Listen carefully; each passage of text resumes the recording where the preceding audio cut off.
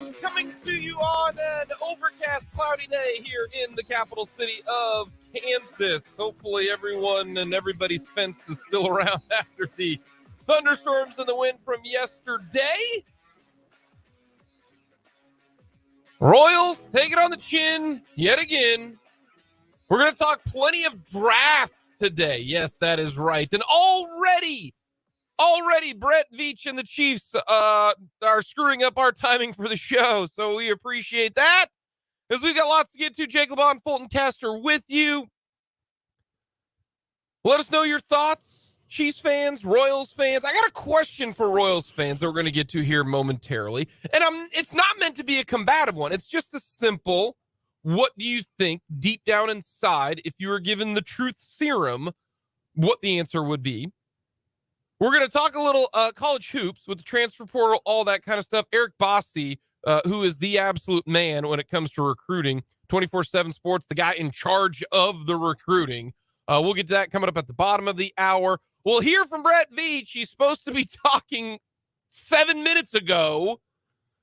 We'll hear from him when he speaks in like 2 hours. So we will get to that. Because the Chiefs don't know how to follow their own schedule. Eventually, we will get to that. We will... We'll talk a little draft positioning, moving up, what it's going to take. We'll look at, all of that. It is the year of the summer of Fulton. And we start with number one. And that is going to be recapping one of the greatest movies of all time, Tommy Boy.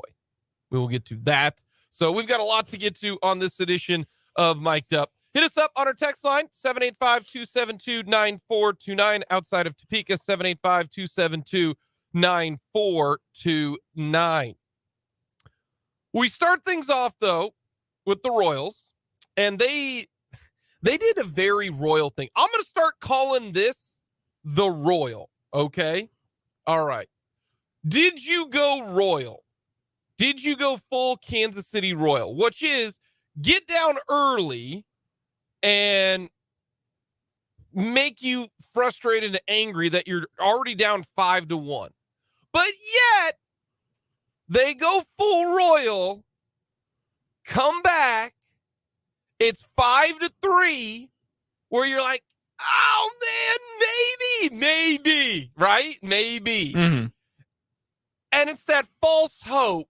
And then some kind of implosion happens and you just lose all hope. I don't even think it's an implosion. It's like a nuclear bomb that just erupts and just devastates you. And then the Royals lost 12-3 yesterday. It went from, no, Brady, no, come on, man. No, you're our only hope. Okay, Matt Duffy. Okay, all right. And then it's like, why do I even care? You know what I mean? Like, we're going to call that. We're going to play a game from here on out. Did the Royals go full Royal? And when you're watching another game in another sport. Comparative, they did that. Did they go Royal? You know what I mean? Yeah. Like, that's what we're going to do. It's called the Royal. All right? Because that's what the Kansas City Royals are. Yeah. Also, scratch it off the list. They are not going to the World Series, as we told you yesterday. Oh, bummer. They just had such a good chance at that. The Royals have had a 6-game losing streak before Game 60 every year since 2004. Since 2004. Fulton, how old were you in 2004? I was 8. You were 8. They've had a 6-game losing streak in the first 60 games, which is essentially the first 2 months of the season. They've always had a 6-game losing streak except for 2 years. 14-15. When they went to the World Series. There we go. So we're not going to the World Series. So we got that knocked out. Don't really care about the game yesterday. Highlight of yesterday, Aroldis Chapman, still good. Yep, Aroldis, still good. Okay, so we're going to trade him. That's going to be fun. Bob hit a homer. That's good. So that's positive. Bob's doing good things. He turned on one. Okay. But I want to talk about the Royals right now. Sam McDowell had a great piece about where the Royals are at right now and their situation. And of course, their situation is, hey, give me $1 billion so we can build a downtown ballpark. And of course, they're spinning it as, you know, we're going to help the community. Mm-hmm. It'll be so much better. Workforce, vibrancy, keywords, excitement, newness, all that, buzzword junk. All right. All I hear is I want to save $1 billion. And in his piece, it's, and I think it rings true. I think, Fulton, the majority of people think short term, not long term. I think that is how the majority of people think. Agreed. And I don't think necessarily that it's a bad idea. It inherently is not bad. But there's just, do you think long term or do you think short term? In his piece, Sam McDowell, talked to a guy and he's like, if you would have told me in 14 or 15 that the Royals want to build a stadium downtown and get taxpayer money, everybody would be on board. Heck yeah, let's do it. Let's get the Royals in there. Yeah, downtown ballpark. But right now, you ask somebody and they look at this Royals team as, why the hell should I do anything for you when for the last 6 years, you have done absolutely nothing for our community and for our fan base? You haven't gone out and signed one big player. You haven't done anything but lose every damn year. Why should we help you? Yeah. And it is a lot of, what have you done for me lately? It is. It has a lot of that, right? Yeah. No, it's 100% in time. And here's what I wonder. To me, short-term thinking, yes. Long-term thinking. Okay, if they build a ballpark downtown, they're going to be in that ballpark for 30 years. Mm-hmm. And we're talking from 2030 to 2060. Will the Royals give us some good memories? That type of thing. That makes me wonder short-term versus long-term. So here's my question to you. This is not, I'm not siding on either way because I don't know. I really don't. Yeah. But I don't think it's a slam dunk that this bill passes, that they get money for downtown. Maybe I'm wrong. Maybe I don't have the pulse, and maybe people are like, yeah, it's the Royals. I do know if the Royals were better, they'd have a better chance. Just like this individual in this column said, yeah, if they were winning, everyone would be totally on board. The Chiefs, if they ask for $5 billion, they're going to get it. They're going to get it. Because they've given you 2 Super Bowls in, the recent memory and have gone to a bunch. And the Chiefs can play two sides of the line there. That state line is what I'm referring to. Whereas the Royals say they want to go downtown. Yeah, the Royals don't have a state line play to make here. They're still only playing in the state of Missouri. Yep. So, yeah, if you asked John Sherman right now, would you rather have a team that wins 80 games this year? Because if you win 80 games, you're in the mix of it. Yeah. You're in the thick of it. You're amongst it, For a majority of the year, you're going to be in position to where a couple things go your way, you can make a push. Yep. Or right now, John Sherman, you get a yes vote for your $1 billion. What do you think he would choose? You only get one of the two. You don't get one. It's either you get 80 wins or you get a yes vote. And I honestly, and I'm not, trying to toe a company line here. I honestly don't know which you would choose, because until it's proven, emphatically wrong, I think I do believe John Sherman. He says he is tired of the losing. Like, I do legitimately believe John Sherman wants to put a winner on that field. And I know we can all sit here and argue and hem back and forth over whether he can honestly be saying that with the investments he's made financially in this team this most recent offseason. I understand your thoughts on that, but I also am not fully against the idea of this year, see what you have in-house and make the decision next year, the year after. That's when you start adding new pieces. You don't want to overspend when you are in a financially different situation. You don't want to overspend before you know if the return on that investment will be worth it. That's a hard thing to grasp, but at the same time, like we talk about short-term versus long-term here, it's hard for me to do, but I always try to look at this team in terms of the long-term.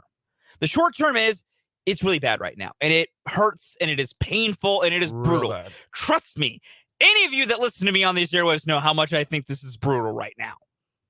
But when you try to look at the long term, there are things you can look at. So I think he would probably take if we're saying just 80 wins this year, he would probably take the stadium with the idea of new stadium could help me increase revenue, could increase money in our pockets, which means I can then spend more on the team. I don't know if that's true. We have no idea if that's true. I'm with you. I actually, the more and more I've thought about this, because I've thought about this since I've read the Sam McDowell piece. I think if you gave him the truth serum, I think it's a no questions yes to the stadium vote. He doesn't care about this year's record. No, this year specifically, and I don't think he's necessarily wrong for that. I've said this all offseason. The wins and losses, I know we all want wins. I am understanding of that. But this year was never going to be about that. And I think even John, who is tired of losing, would tell you that. And the idea with the new stadium is because, a lot's been made of the Padres spending so much money this past offseason. Because the Padres are the 27th largest market in baseball. They are a essentially small market team. But their ownership and their management have basically said, we are technically small market, but there's other factors that let us spend more money or at least risk spending more. Well, those factors aren't present in Kansas City at the moment based on where you are geographically as well. So I know we all get so fixated on the short term and why do we want to buy a new stadium when, this team is garbage for 6 years? I get that. In theory, if you were to build a new stadium, you beyond, business talk, you legitimately could see an increase in revenue for the Royals in many aspects. In theory, if you're making more money for the Royals, along with revenue sharing in MLB, they would have more money to spend. If they have more money to spend, maybe John Sherman opens the checkbook, because we can all talk about how the previous ownerships didn't spend, and they didn't, and we know that. So far, they're not spending. John Sherman's had two real seasons? He took over in COVID. That season doesn't count. This is his fourth year, though. He took over, first year, no one is spending in their first year unless they're crazy. His second year was COVID. That changed every bit of math on the planet. Would I like to have seen him start spending by now? Of course I would. But there are enough factors that play that I kind of get it. I look at this as, I think he would take, and maybe I should phrase it, is you get the worst record in Royals history, or you get the stadium built. And I think he's still choosing the stadium build. And here's the reason why. Chris Tucker in Rush Hour told me something very, very important. Chris Tucker told me, Jake, follow the rich guy. Yeah. This is a business, no matter how much he says it, because if it wasn't a business, he would have spent money. Mm-hmm. And that's the reason why I look at this John Sherman is a long-term guy. He's not a short-term guy. He's a long-term guy. And that's what's frustrating. And that's the difference between ownership and fans. Fans live right now. A fan would trade, everything to have a good thing in the moment, when in reality, you have to look at the long term sometimes. You just do, and it means the short term is going to suck. But what the short term, though, in this situation has lasted too long. Yeah. And no, I agree. Okay. That's part of the problem right now. The short term has been 6 years. And to me, a big mistake that he has made is that if they were winning, this is a shoo-in. Mm-hmm. It's a yeah, and it might be. Maybe we'll find out when in Kansas City vote. Now, someone from the text line, the way they're always losing, I wouldn't be surprised if the owners moved the Royals out of town. They're not doing that. A Kansas City guy is not moving a Kansas City team out of Kansas City. No. And that's another reason why. That's the point of leverage Sherman's lost. Exactly. Because what I compare this to, this is not a great comparison, but it's the most apt one in my brain. When Seattle was first a team and the Mariners were starting to become a thing, the Kingdome was their original facility. And the Kingdome started quite literally collapsing. Not hyperbole, quite literally was collapsing. They wanted a new stadium. And so they went public. The Mariners were bad when they asked for that. That vote was in peril and was helped by the Mariners making a late push in the playoffs.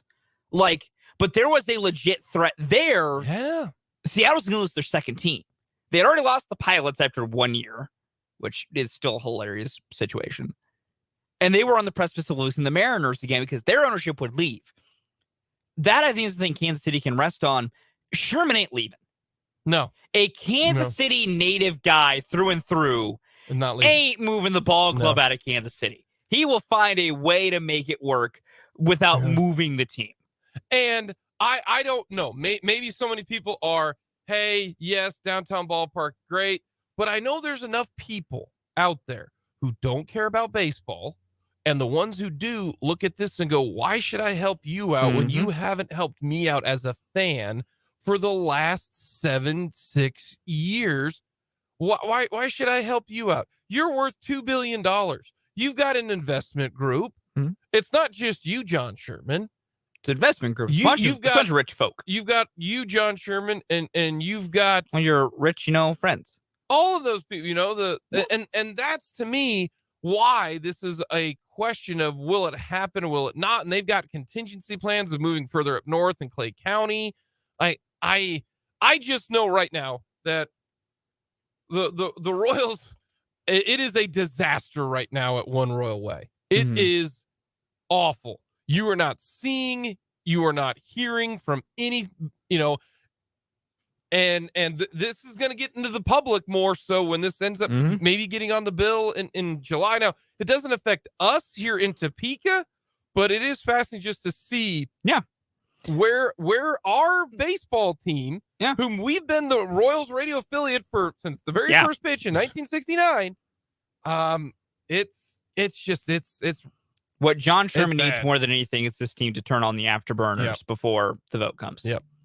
We got a lot to get to. We actually do have Brett Veach speaking right now. We will get to that coming up in the 1 o'clock hour. We're going to talk a little college hoops, a little bit of You Did What? Coming up next here on Mic'd Up.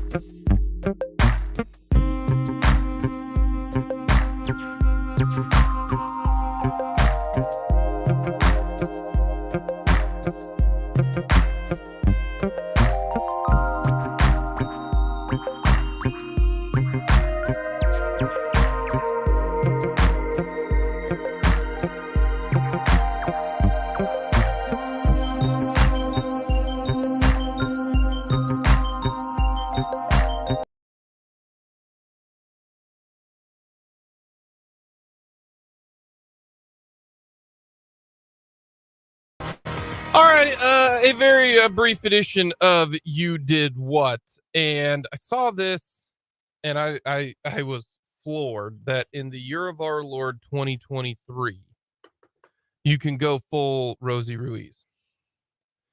It was an ultra marathon over there in England, across the pond, and a woman ran the race, took third, but got disqualified because for 2 miles, she got into a car and drove for 2 miles and then got out. These are funny every time. Do you not know how marathons work? Buddy of mine. These are funny every time. Buddy of mine, family friend of mine from Salina. His name's Tyler Alt. He ran in the Boston Marathon. Ran under 3 hours, by the way. Big shout Good out for Tyler. him. But I was following him on Monday, and you're like chipped. Like, you know, like Yeah. they've got, you know, checkpoints and all that kind of stuff. Yeah. They've upgraded the tech. Yeah. Wow. This gal, boy, she sure picked up the pace to the tune of, holy cow, 35 miles an hour for 2 straight miles. It's funny What? every single Like, time. This is dumber than robbing a bank. Like, you actually have a better chance of getting away with robbing a bank than you do with Yes. running in a marathon, hopping in a car for 2 miles. That shaves like 30 minutes off your time, if not more. And then you're going to be like, hey, I'm good. like, I get it 1980 when Rosie Ruiz did it. Yeah, no one's know what's going on That's there. 1980. It's the year of our Lord 2023. Things work a lot differently here. Fulton. Things work a lot differently. Like, what is that? We are not in the dark ages anymore, folks. You know, like, so I saw that. Maybe it's because I was searching like marathon stuff that popped up, you know. That is hilarious. Because Big Brother is watching, obviously. Oh, obviously, every single time. yeah. And so I was following Tyler in his race, and he did 2:59. That's Good for awesome. him. Good for him. He didn't have to hop in a cab No, to do he it. did not. He did Good not. job. He did not do it. I That's can't play impressive. shop in a cab. Coming up next, we're going to talk with Eric Bossi on some recruiting.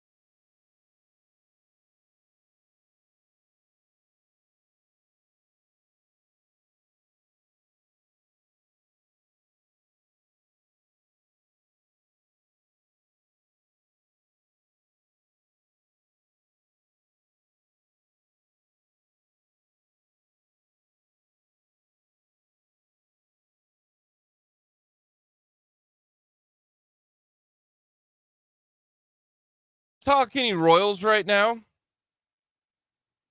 and someone said, "Don't talk about the Royals; they stink." And I tend to kind of agree with that individual. So we will limit the damage on Royals talk right now. They stink. Brett Veach finishing up his press conference. Veach likes to talk, man. He's a talker. He's wearing a cool shirt today. I can't tell. What is the shirt? It's like a dragon with some weird stuff in it. I can't tell you specifically what it is, but it looks like a dragon eating some weird stuff. Like eating worms. I know it's probably like not what it is, but it's what it looks like. And I'm down. I'm always here for weird shirts. Yeah. We will get to the recap of Tommy Boy. That's right. Fulton had a chance to watch Tommy Boy for the very first time.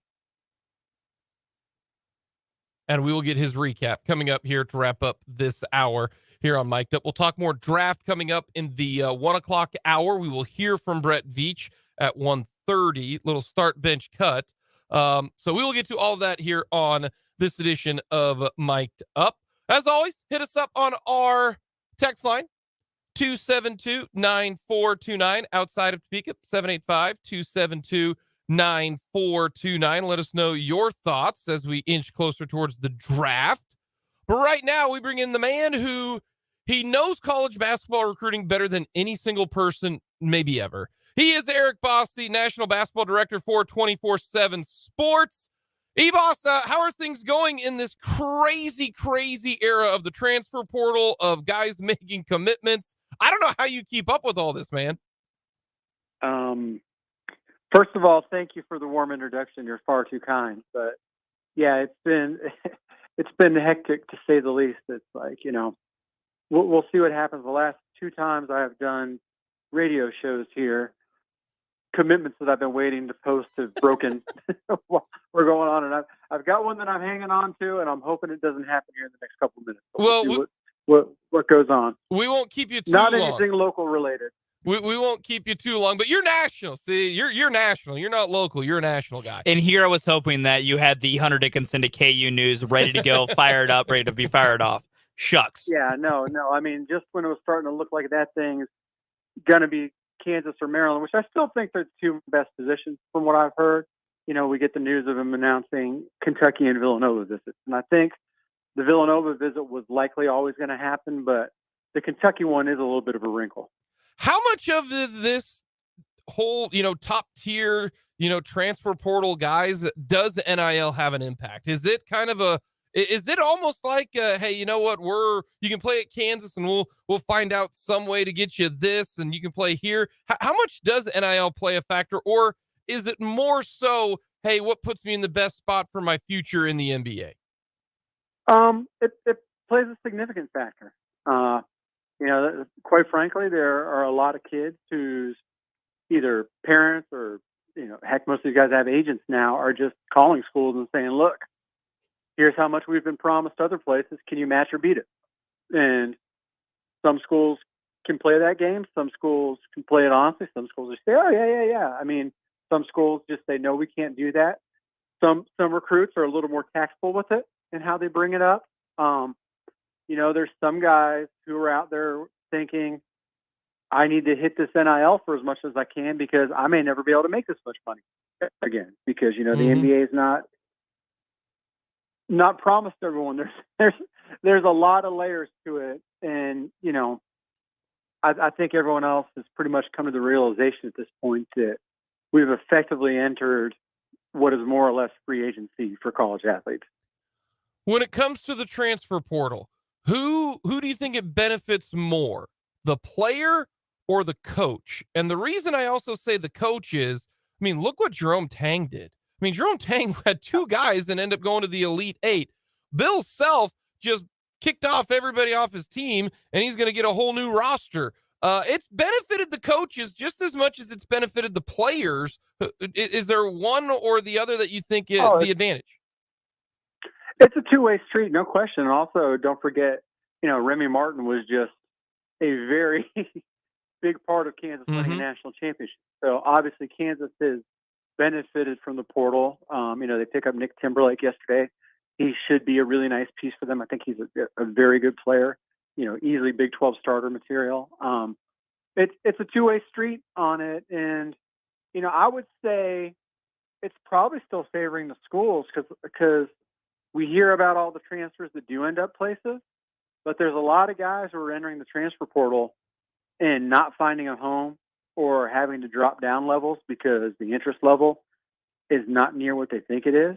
And at the end of the day, the schools still hold a little bit more power in all this, I believe. So as much as coaches will complain about it some, then there's some who absolutely love the portal because it's such a microwave recruitment. Instead of spending, a year and a half building a relationship, it's like a 10-day to 14-day period. But I would still lean that it benefits the schools a little bit more because if you're good and you know what you're doing, you can rebuild really, really quickly. Whereas kids now, especially the guys who are multiple time transfers, if it doesn't work out for you, you're in a spot. And, for the second time transfers, we got to see how many of these guys are going to get ruled eligible. We're talking with Eric Boss, the National Basketball Director for 24/7 Sports. He is the guru of college basketball recruiting. Is it good for the game? Because I have a lot of people, and I will fully admit that they are a little bit more seasoned. They are a little bit more older. They say, I don't like it. As the whole nobody likes change, that type of thing. Is it good for the game, or hey, this is just how it evolved? I think there's definitely some aspects of it that are bad for the game, especially for traditionalists. Part of the reason that people love college basketball because it's about their university or college sports in general, because it's about your university. It's about thinking that the kids are playing for the colors, the school colors, and the name on the front of the jersey, not the name on the back of the jersey. And what we've introduced is an era where, clearly the kids are trying to profit off of their own name, which I have long felt they should have. And I think that what's going to happen here is we're going to have a few more years of chaos, right? It's just unavoidable right now. but I think the system is partially going to correct itself a little bit. One, when all the kids who have an extra COVID year are done, Mm-hmm.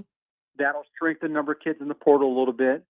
I think that kids are going to start finding out what's real and what's not real when it comes to NIL. And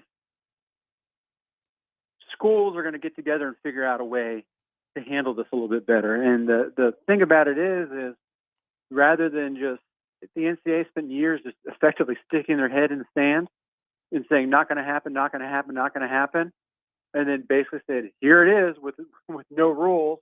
And that's created what we've got. So there's going to be a little bit of chaos for a couple of years, but I think whenever you've got this kind of money on the line in terms of contracts and conferences and TV and all that stuff, things tend to get figured out. Let's get to some actual basketball discussion. David Castillo, the point guard out of Bartlesville, Oklahoma, decided to go to Kansas State. What kind of guy are they getting in David Castillo? Yeah, so I think Castillo is a combo guard more than a point guard. He's a scorer first, and is probably maybe a little bit more comfortable off the ball and not having to run an offense, but he can certainly pass. He's quick. He's a really dangerous pull-up jump shooter. What's interesting about him is that when he plays with his high school team or his summer team, he can be a little bit hit and miss, a little bit up and down. But when he gets into a setting like USA basketball, where he's surrounded by other big-time players and roles are a little bit more defined, he really, really shines. So I think that bodes well for his college future in that, the more structure and more talent around him, the better he is. But at the end of the day, he's a bucket getter. He's created off dribble. Like I said, the pull-up jump shot sticks out. He knows that he's kind of a smallish guard at about 6'1", 165, 170 pounds or so. He's getting in the weight room on a daily basis. I saw him a couple of weeks ago in Houston at the Final Four, and just the change that he's made physically from when I had last seen him in person over Thanksgiving was pretty striking. And it's always a good sign when you've got a kid who understands all that this far in advance. Are you at all surprised at what Jerome Tang has been able to do on the recruiting trail, getting so many good players here early on, just in 1 year in? No, because I've known Jerome Tang since I started in this business, 20 plus years ago, back when he was still a high school coach in Houston. And I've known the kind of charisma that he has and the kind of coach that he is. Is he exceeding expectations? Absolutely. But I don't think anybody who knew him doubted that he would be a hit on the recruiting trail. You knew that was going to happen. I don't want to call it a shock, but what the standout thing is how good of a coach he's turned out to be, because you just don't know how good of a coach is until the guy actually gets the coach, right? And it's not just in-game X's and O's. It's maintenance of your program, how you treat guys on a day-to-day basis and all that stuff. And, he's clearly been a stud in every single one of those things, and it's just turning out to be, what a great hire. Going back to the transfer portal, Oral Roberts transfer in his, I think is what, 9th year, maybe. It feels like 9 years that he's been in college basketball now. But where's Max going to go? Where do you think he's going to go? He's visiting Texas. He already visited Kansas State. Where do you think he ends up? Yeah, those two are clearly the two teams that from hearing around in the background sound to be out front. Max is not a guy who's been letting much slip out. We've certainly tried to crack him in his camp and haven't had much luck with getting anything from them yet. You hear Baylor thrown around a little bit. There's obviously Wichita State, where Paul Mills is, but I'd be pretty surprised if it's not Kansas State or Texas. If you talk to people down closer to Austin, you get the sense that maybe Texas has a slight lead. If you talk to people up in the Manhattan area, you get the sense that K-State might have a slight lead. Now, I do think it's interesting and notable that, Tyler Perry from North Texas has been around as a guy that K-State has been on for a while, even if he wasn't listing them initially. They were definitely involved. And then yesterday, all of a sudden, he starts listing Kansas State out of nowhere. So I think that, maybe they've turned things up with him just in case they don't get Max. So I might be tended to lean slightly towards Texas with Max, but it's it's really, really close to call, and it's probably going to be trending towards the end here in the near future. But both sides feel pretty good about it. All righty, my last two questions I've got for you. Two for the road, very simple, very easy. Right now, if you were in charge of college basketball, what is one rule that you would change? Wow. I would do something with gameplay. I would eliminate halves and change to quarters. Okay. And I would love to see in the later stages of the game being to advance the ball up the court after a timeout. Okay. All righty. And lastly, you've done this for, as you mentioned, 20 plus years. Give me the best or the top two high school players that you have seen. Not what they did in college, just the best high school players where you were just like, damn, that boy can play. I'm gonna go with my own two eyes in person, right? Yep, so yep. I want to know the guy that you saw here, and I've got to throw out LeBron James, because while I saw him on TV, I never actually got to see him play in person during high school. I always seemed to be on the opposite schedule of him, and then he broke his wrist before his senior year, and all the events I would have seen him out, he didn't play. So LeBron is out of there. So at the top of my list is Amari Stoudemire. Okay. He was just ridiculous when I saw him. I'd never seen anything like it. Even though he wasn't going, everyone knew he wasn't going to college, even if he had a commitment for a little while. Like at things like Nike All-American Camp, when he would play and there'd be games going on the other courts, everybody would go watch his court, just because he was just such a freak athletically and really kind of at the forefront of what we see with bigs now in terms of being able to play above the rim while also having some pickup game that he developed. So he's always up there on any list of mine. And then I don't know if he's the best ever, but I always got to go with Jerron Rush from Kansas City and Pembroke Hill. Okay. Just because I saw him as I was kind of getting into this, and he was just so much better than everyone else. And he's largely responsible for me falling down this path and covering recruiting as a living because of what I saw from him and how good he is. Now, obviously, we know he didn't pan out and whatever, but anyone who saw that guy in high school, he was a different breed. And I've always got to put him in there among the best I've ever seen, because if it wasn't for him being in Kansas City as I was going to college and kind of really getting into the basketball stuff, I don't know if I'd be doing this for a living. E-Boss, you're the best, man. Thank you so much for the time. We appreciate it, and get back to the commitment list that I know you got going on, because you're a busy guy. We appreciate it. Appreciate you guys. Thanks. Eric Bosse, National Basketball Director, 24/7 Sports. E-Boss knows it, man. I'm telling you. How about that, though? K-State on the North Texas transfer. Hunter Dickinson, KU, Maryland, Villanova. I don't think Villanova. I'm just not. J-Rod ain't there no more.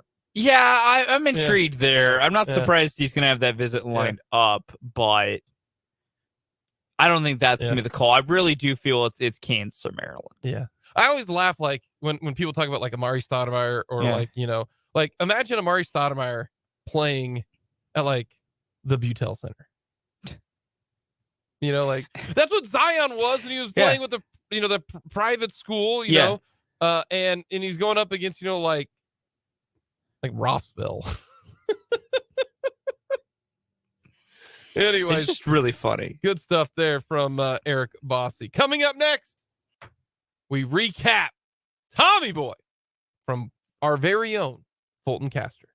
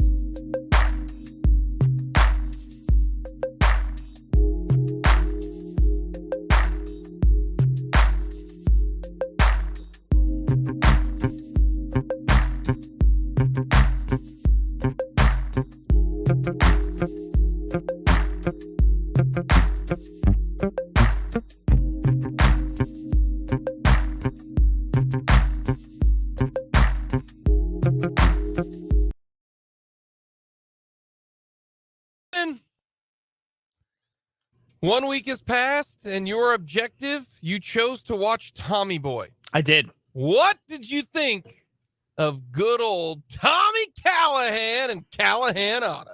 Oh, that was a great movie. Fantastic time. Great use of the hour and a half of my time. Does it hold up? Oh, yeah. 100%. In my opinion. Like, I think there are one or two jokes or lines that you're like, in today's day and age, maybe we should write that joke a little differently. But overall, it all still hit fine. Because I'm trying to think of some of I feel like it. Did you? Because it's so well known. But now do you understand when people say some of the quotes? You're like, oh, yeah, I fully get it now. I get it now. Yeah. Okay. Also, fat guy in a little coat, that bit ages perfectly. I laughed very hard at that bit. It was a great bit. The perfect bit, 10 out of 10. I now get why everyone like there are people that quote that bit. I remember when you and Britt were talking, you and Britt made the comment. Yeah. I get it now. Yeah. Great joke. Is there a favorite part of the movie where you thought this scene was funny? You know, when I think of it, I don't think there's any like one particular. Actually, no. No. I say that now. When they're at the gas station and Richard goes inside to get directions to Davenport, and he leaves Tommy to fill up the car. I was commenting far too much on that scene in my own apartment as I'm watching this film about just like, of course the car's going to get destroyed here. Why did you leave him to do this? The door being like, why'd you not shut the doors? You moved the car backwards to get more gas in the car. Why'd you tackle it? It was all great.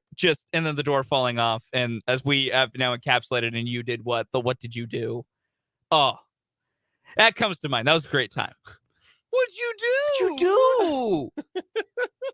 Then there's the beauty of them driving and the hood flies up and all that stuff. And, Richard goes, did you put oil in the car? Of course I put oil in the car. How would I screw that up? We screw it up when you leave the oil can sitting in there trying to latch the hood. You're just like, oh my God. And he's like, oh, gosh. Oh, it's beautiful. Oh, it is just.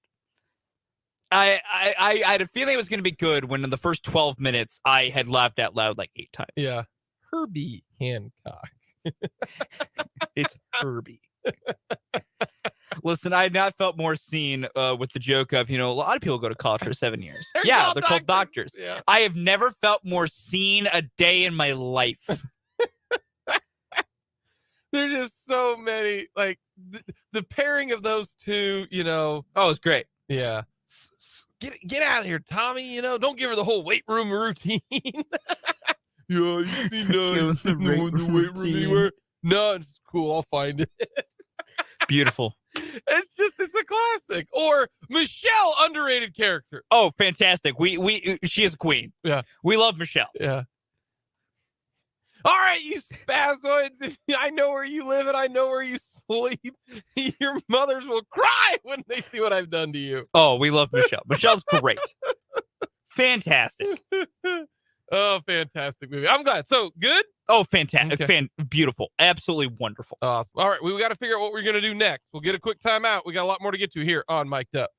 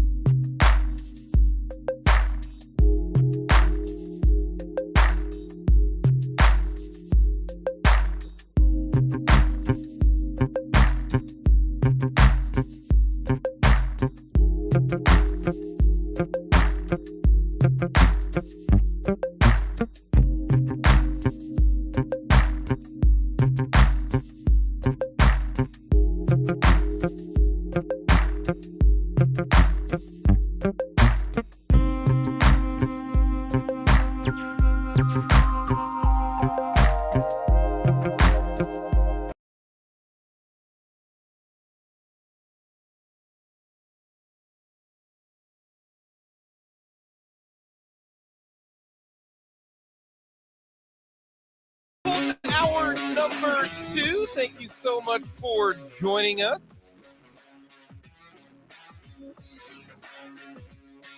No Royals baseball today Thank goodness. because they're off, but I was going to say they stink. They do stink. They're off, though. We appreciate you stopping by on this Tuesday. I want to thank Eric Bossi, who's outstanding when it comes to the basketball recruiting world. And I agree with a lot of what he has to say. I am team 4 quarters, by the way. I'm with E-Boss on that one. I am not team move the ball up. No. I'm team throw the ball, make a play. Don't just magically move the ball forward. But I am team 4 quarters there. No question about that. I will always be team 4 quarters because men's college basketball is the only level of basketball that doesn't play 4 quarters. Yeah. Why does that part of why is that version of the game the only one that doesn't use the 4 quarter system? It's really weird. Yep. We've got a lot to get to. We're going to hear from Brett Veach. He spoke for a long time. Yeah, he did. We'll hear from Brett Veach coming up at the bottom of the hour, and we'll recap some of that in the 1 o'clock hour. So we got a lot to get to. As always, let us know your thoughts on our text line, 272-9429 from the text line in regarding to Fulton seeing Tommy Boy for the first time. Bees! Oh, that's also fantastic. Oh, my goodness. Your firearms are useless that is against their powers. Love it. Just When I stop the car, run out Terrific. screaming. Terrific. What do you mean? Trust me. Terrific. My dad taught me this. Terrific. Bees. Yeah, it's absolutely Bees. fantastic. I'm allergic to bees. Let's let them go. Yeah. He's like, holy shnikes, it worked. Little trick my dad taught me. I know that movie way too well. It's a great movie. Great. Will you watch it again if you see Oh, it again? yes. Okay. That is a rewatch. That's on the rewatch list. That is on the if it is on, or if I'm just in the mood to rewatch something and I'm on a streaming service, I would rewatch time. What now? All righty. It's a good movie. So far, the Summer of Fulton off to a good start. Hot start. Fantastic film. All right, Fulton. I enjoyed myself. All right. Next one. All right. You have a week to do either one of these. Okay. Okay. You have to go to the Brown versus Board of Education here in Topeka, just off of 17th and 15th, right past Kansas. Okay. The hours of operation on. Yeah. What are my hours of operation? They are. Let's see here. They are 9 to 5, Thursday, Friday, Saturday, Tuesday, Wednesday. So if you get there at 9 o'clock, either Friday, Tuesday, or Wednesday, and it takes 45, maybe an hour. You can get that in. So because it shows up, it's not too early for you. Leave there at 9, get here at 10. So it works out. Or you leave it late and you go at like 4 o'clock, go 4 to 5. So there's time for you to go. All right. Agreed. Or you can watch the movie Die Hard.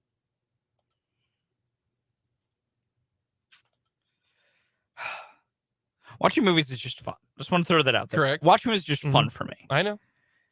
Got a week to do it. What do I have coming up this week? Okay. So those are your two. You don't have to tell me what you're going to do. I know. Let's just make a decision. Yep. Man, it might be another movie week just based on schedule alone. Okay. All right.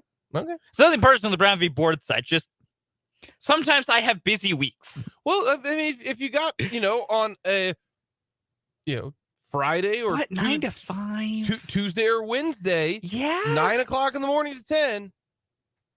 Go before work, technically. That's what I'm saying. Coming to the office so later. That's what I'm saying. There we go. Yeah. All right, we're going to get to the Royals.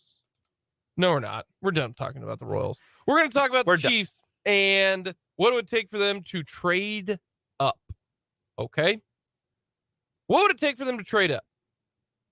Well, you've got the different draft charts. Okay? You've got the Jimmy Johnson chart, the coach, not the NASCAR driver. And you got the Rich Hill chart. There's a few others as well. But we're going to go with the Rich Hill chart. Okay? That means that the Kansas City Chiefs have the 31st pick, which is 190 points. Pick 63, which is 82 points. Pick 95, which is 40 points. Pick 122, 23 points. Pick 134, 17. And then, they get real thin at the end. Pick 166, 9 points, 217, 3 points, and pick 249, 250 are 1 point apiece. Okay? So pick 31 is 190 points. We are going to go 3 different trade scenarios for trading up. Okay? If they want to get to pick number 14, it's a big jump. Okay? That to me is about as high as they can go. Pick number 14 is the New England Patriots. Okay, that's 325 points to get to that pick. That means the Chiefs would be giving up pick 31, pick 63, pick 95, and then pick 134. And you might get like a sixth back. It's a little bit more than 325. So in that situation, you are giving up 3 picks. Not just pick. I don't count, like some people are like, oh, you give up a first round pick. Well, you're also getting a first round pick. So to me, what you're doing is you're moving up to 14 and it took you pick 63, 95, and 134. So you're losing out on 3 players. You're losing out on a second round pick, a third round pick, and a 4th round pick. So that means if you decide to go all the way up to 14 and get maybe a Paris Johnson or a Broderick Jones. Yeah, that is, you're probably getting a day one starter. Yes. At one of your needs. Yes. Fully. That's a first round graded guy that you like. That means the rest of the time you are picking at pick 14. All right. So you're picking at pick 14. Pick 122. So back of the 4th. Late 4th. You are picking 166, which is back of the 5th. And then you've got your standard picks of 249, 250. So you're only picking then 6 people. So instead of 10 picks, you're picking 6. But you get your guy, the dude. Yeah. Pick number 14. And then you get a late 4th, late 5th, late 6th. Okay. That is what you would be doing if you are the Kansas City Chiefs. That's if you want to go all the way up to 14, which I think is as high as you can go. Yeah, I don't think you have the capital to go much higher. Let's say you want to go pick 23. Pick number 23. Let's say you want to trade up with the Minnesota Vikings. All right. That's 245 points. Okay. That means to get to pick 23, you're giving up pick number 95 and pick number 134. Obviously you're giving up pick 31. I hate that. I can't stress that enough. Oh, you're giving up a first round pick. No, you're not. You're trading up the first. You're swapping them. Okay. So to get to pick 23, maybe that's where a Kincaid or someone who falls, maybe Wright from Tennessee falls to 23. You got to get 245 points. So you'd be giving up pick 31, which is 190. Pick 95, which is 40. And then pick number 134. So that means if you do that, is that guy at player 23, maybe that's Zay Flowers, is he worth giving up pick number 95 and pick number 134? Pick number 95 for the Kansas City Chiefs is their 3rd round pick. And also, you'll be giving up pick number 134, which is the second to last pick in the 4th round. So essentially a 5th round pick. So is Zay Flowers or Broderick Jones or Darnell Wright worth a 3rd round pick and a 5th round pick?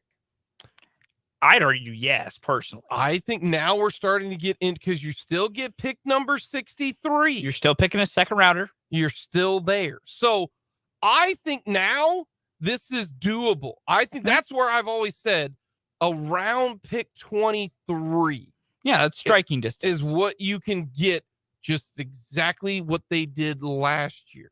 The only difference is you had more draft capital to move up that far. You had that 1st round pick, which you swapped, and then you gave up another late one to get up that far. So that is how much big of a difference is that? Going from pick number 23 to 14, you had to give up your 2nd, your 3rd, and a 4th round pick to get to 14. Here, you just had to give up a 3rd round pick and a 5th round pick. Relatively a 5th round pick. Yeah. I mean, it's pick 134 and then 135 and then it's 5th round. Okay.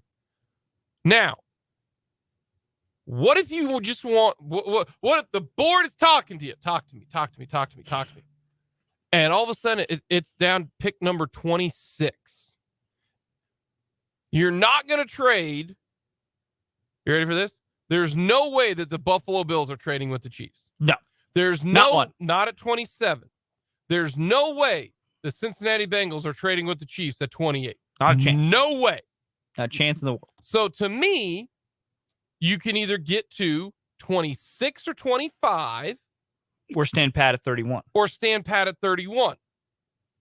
And hope that the guys in front of you don't take your guy. because Buffalo and Cincinnati are not going to pick you. So I went with Dallas, pick number 26. A part of me says Dallas is not going to trade back. They are not. That's not what Dallas does. Okay. Jerry ain't about that life. No. Okay. I still will go with Dallas. Pick number 26. It's more realistic that you go pick 25 or pick 24, but we already know what it takes to get to pick 23 in Minnesota. So we're going to go to Dallas. Pick number 26 with Dallas, right? That's where 223 points. Chiefs have pick 190. 190 points, pick 31. So you give up, you swap picks there. All you would have to give up there, and I don't know if Dallas would do this, would be pick 122 and 166. That would get you there. 190 plus 23 plus 9, that basically gets you to 223. I don't know if Dallas would do that. I really don't. Yeah. But then you're keeping 63 and 95. 63 and 95. That's why I don't know if that is going to work, but you're just jumping a little bit. You're only going from 31 to 26. Maybe, and if this is possible, maybe you say, you know what? We will give up a future 4th round pick in 2024 and say, hey, we'll swap you pick 31. We'll get you pick 31, pick number 134, which is 17 points. That gets you over 200, and we'll get you a 4th rounder next year. We'll get you our 4th round pick next year. And that might get you enough because it'd be 23 points because you still maybe you like this draft. Maybe you think. So then you'd be picking 26, 63, 95, and 122.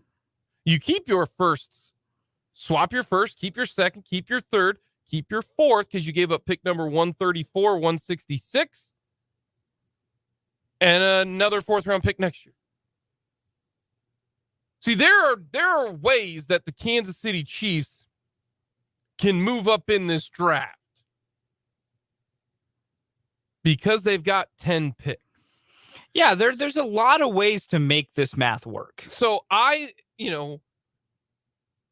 we'll get into more discussion of this coming up in tomorrow's show on just how many picks do they need. Because I want to break that down a little bit more tomorrow because I got some thoughts running through the old cerebellum when it comes to that. I see the smoke coming out of the ears. I mean, something's malfunctioning. So, but I like this. I like this view. So you, as a Chiefs fan, can put on your GM hat.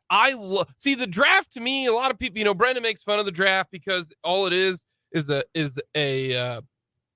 it's a teleconference. Yeah, the NFL is all we are going to watch the next 3 days, for 3 days in Kansas City. All we're going to watch is a glorified teleconference. But the difference is, to me, any Tom, Richard or Harry can do this. Yeah. You can look at this and you can say, yes, I would move up and get Broderick Jones. I think that is a good spot. If he's there at 23, Broderick Jones at right tackle for the next 5 years. And then we still get to pick numbers 63 and 122. So I lose my 95th pick, but and my late 4th round pick. So be it. Yeah. Not a big deal. I'm going to get my guy at right tackle. I'm going to take another guy with the 2nd round pick, and I am good to go. You can do that as the GM. You really, really can.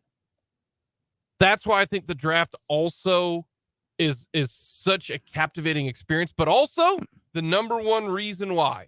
It's the reason why this country is infatuated with the lottery.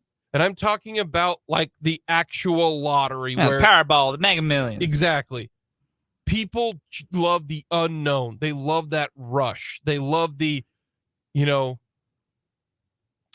quote Peter Griffin, you can have this. You can have the boat or you get the mystery box. And the mystery box could be anything. It could even be a boat. It could be a boat. Which is my point every single time I talk about the known commodity. But no, that's why people do love the draft. It's the idea of this guy you could hit is going to change our entire franchise. And what's funny, that can happen. You truly can. And I'll be honestly, at any spot in the draft too, it's not just like, like the Chiefs, they had to trade up to 10 to do it. But the Chiefs won the lottery when they drafted Patrick Mahomes at pick 10. Yep. Justin Jefferson, man, you were awesome picking Justin. J.J. Watt late in the round. T.J. Watt late in the round. Aaron Donald late first round. Like that can change entire franchise projections. No question. Coming up next, we are going to list our teams that we want to win the NBA Finals. Who do you want to win an NBA championship? That's next here on Mic'd Up.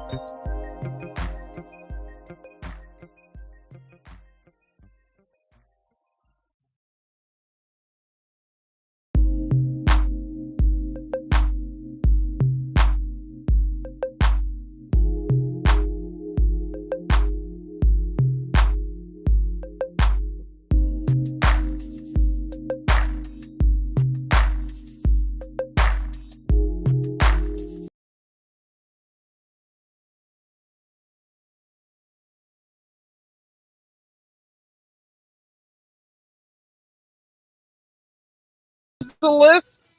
NBA playoffs going on right now. Your beloved Memphis Grizzlies. Even would not call them beloved, but I was correct that they'll be just fine. Okay, we'll wait and see. They'll be just fine. A little worried about Anthony Davis. That's all right. That's all right. As you should be. Alrighty. We're gonna go with teams that you want to win the NBA Finals or NBA title. Yeah, for me this year, number 4, Miami Heat. Give my guy Jimmy Butler a championship.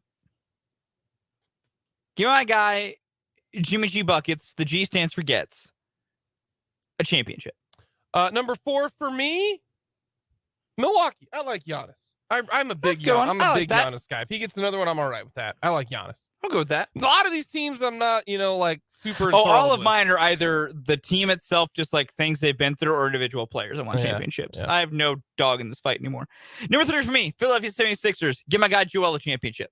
Okay. Go Hawks. I got number 3. I've got Sacramento. Okay. I love the Kings. Just Light the beam. they all of a sudden It's beautiful. are good now. They're and that's fantastic. hilarious. So number 3, Sacramento. Number 2, give me the Nuggets. Jokic needs the championship. Number 2 for me is Philly. I do like Joel Embiid. I love Joel. So I love got Joe. number 2 with Philly. Number 1 for me is very easy. Give me the Sacramento Kings. Light the beam and the fact that they were nothing but horrible for decades. And they won a title. Give me the Kings, baby. Number 1. Bucket of Nugs, man. Love the Nuggets.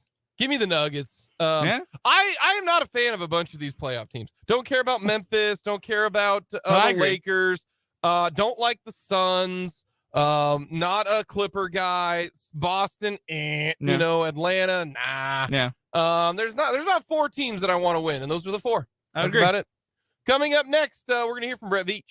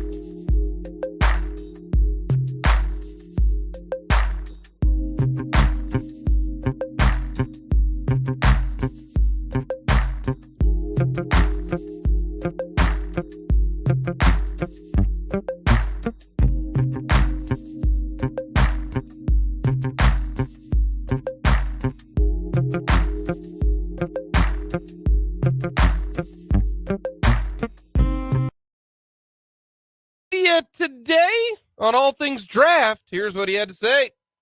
Can you go into the major free agents you signed and what you liked about them, what you feel like they fit here? Taylor, Menahue, Edwards, Tranquil, Richie James? Yeah, certainly. All good players. Starting off first with Jawan Taylor, just a guy that we liked from his days in college at Florida. Really, really athletic player.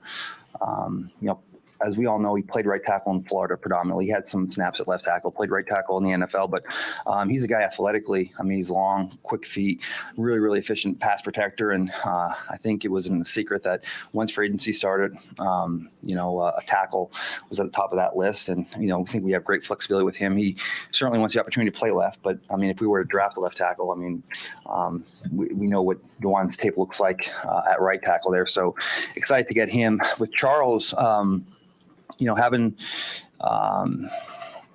our roster set up where we're losing some guys at the time, and we'll see some of these guys are still out there, but like Frank and Carlos and Colin, we were a little bit depleted there on the defensive line. So I think Charles was a guy that made a lot of sense for us. He can play a lot of base end on early rundowns, but I think the thing that really appealed to us was his inside pass rush ability. He's long, he's athletic, and again, we just feel like pairing him with Chris Jones inside on third downs is something that will be really beneficial for us. Then you get to Mike Edwards. Mike Edwards was a guy that we actually have a lot of familiarity with. A couple years ago, when Matt House was here, we brought him from Kentucky. He was a DC at Kentucky. He coached Mike Edwards, and since then, Matt's now down at LSU. And once we started this free agency process, we talked to Matt, and recalling his days at Kentucky, just the scheme fit here. And even though Spags doesn't run exactly what Matt did in Kentucky, there's a lot of carryover. So from an X and O standpoint, that just fit the bill with Juan leaving here and went to third safety. Made a lot of sense. And then the last one, sometimes it's just really good value with Drew Tranquil. I don't know if we went into free agency saying linebacker was a super high priority. I think we probably focused on the O&D line predominantly.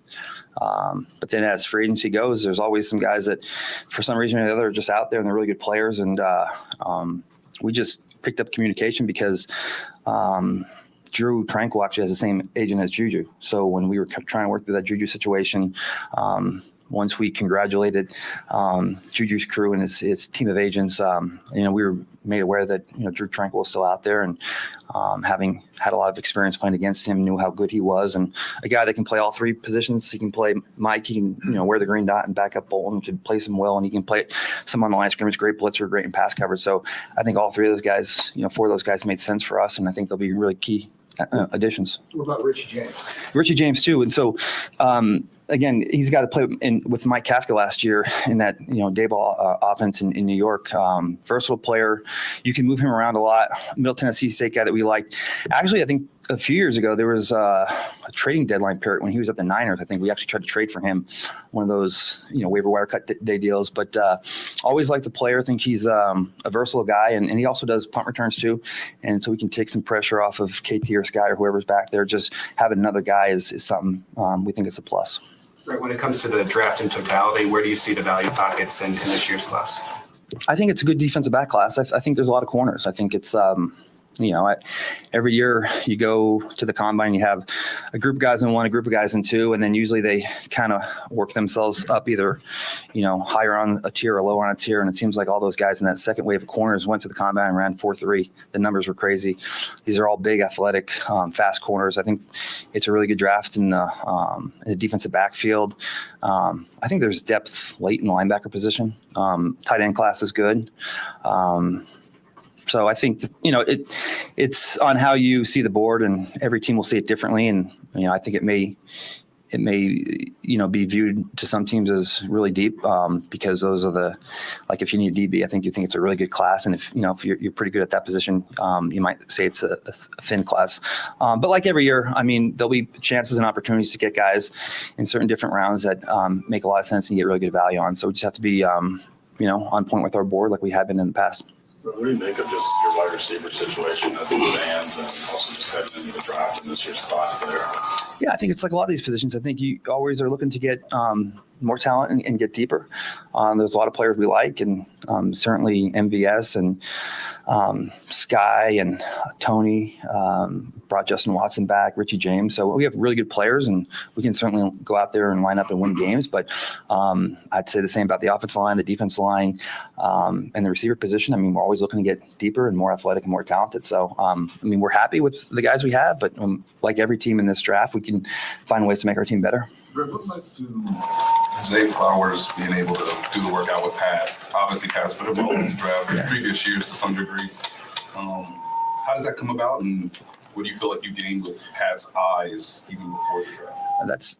I think it has more to do with the power of Pat Mahomes. These guys it's funny because these guys are working out all over the country, and I think it's no secret Pat's down there on a college campus, and he's working out with pro players from other teams. He's working out with college players. I think some high school players are there. So these good players and the agents, they know where the good players are, and they connect and they have a workout. But I don't think it was a secret. It wasn't like it was a private indoor facility that was closed off to the public. There was, I think, a documentary on Patrick going on right now, so there's a lot of cameras there. But no, it's just a really good job by the agent and the player just getting get in contact with those guys and get in the throwing lines. And I think it was really smart by the kid and the agent. So, but Pat has a lot of fun with that. I think it's really cool that he's welcoming to all these guys, whether it be other players from other pro teams, college guys, or even high school guys. It's pretty cool that those guys get to say that they threw Pat Mahomes. Do you see the right tackle position as you guys currently have it with the candidates being Niang, Winogo, and maybe Kennard? Yeah, and I think that's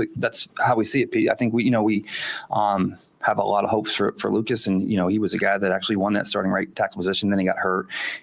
It's been a little bit of an uphill battle. He had a pretty bad injury there, but he has worked phenomenally to get in shape, and Rick and his staff has done a great job of continuing to get him in the right positions to go out there and be productive. And Prince is a guy that has always kind of steadily grown every year he's been here. And I think Kennard, I'm excited for him, and I think he'll have a chance to play some tackle.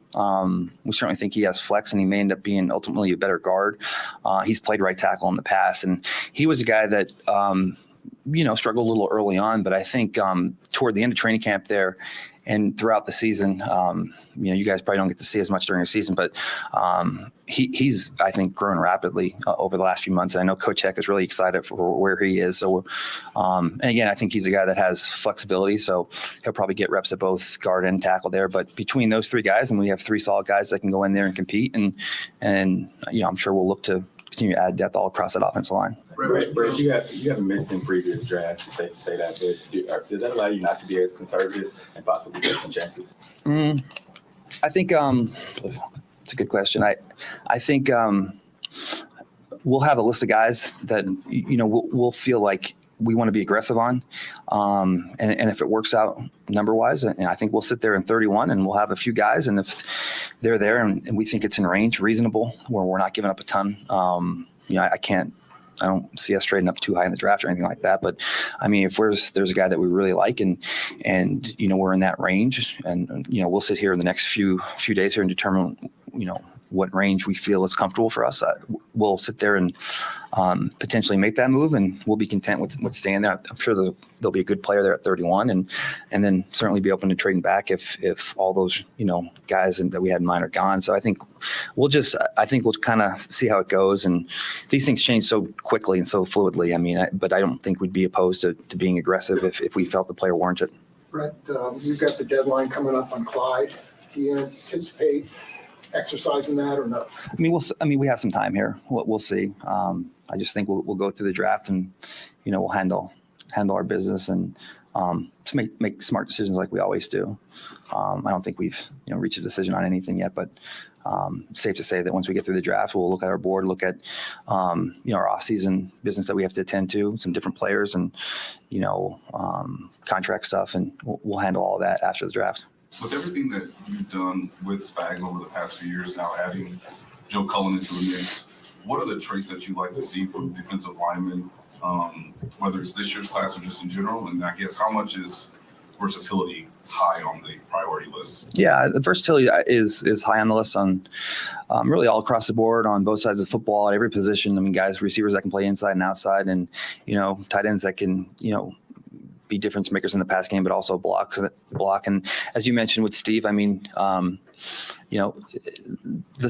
the intelligence factor though, and Steve, every coach wants smart players, but I don't know if I've ever been around a coach that puts that premium at the highest level. And he wants guys that he wants to do a lot of different things, very much like coach on the offensive side. I mean, he wants to do a lot of different things. He wants to give a lot of different looks. He wants to disguise a lot of different coverages, and he wants these guys to be all on the same page and all in tune and be ready to fly and be ready to play fast. And, but I mean, obviously there'd be certain traits with running his scheme and playing 4 down, being long, athletic, and what have you. But certainly just the intelligence factor is, the standard that we set there is that makes it tricky a little bit in the draft, because like Trent McDuffie and George Karlaftis are great examples. I mean, those guys were great players, but those guys, could be coaches in down the line. I mean, they're so smart and they're so dedicated. But no, I mean, Steve like.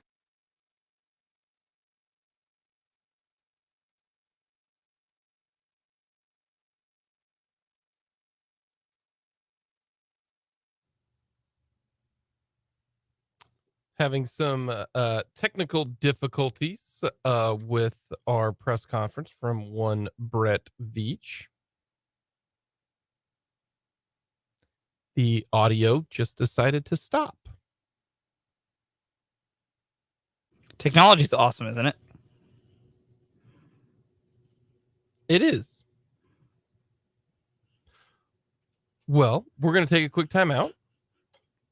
See if we can't figure out why it is not working. And we'll try to finish up Brett Veach here in just a little bit.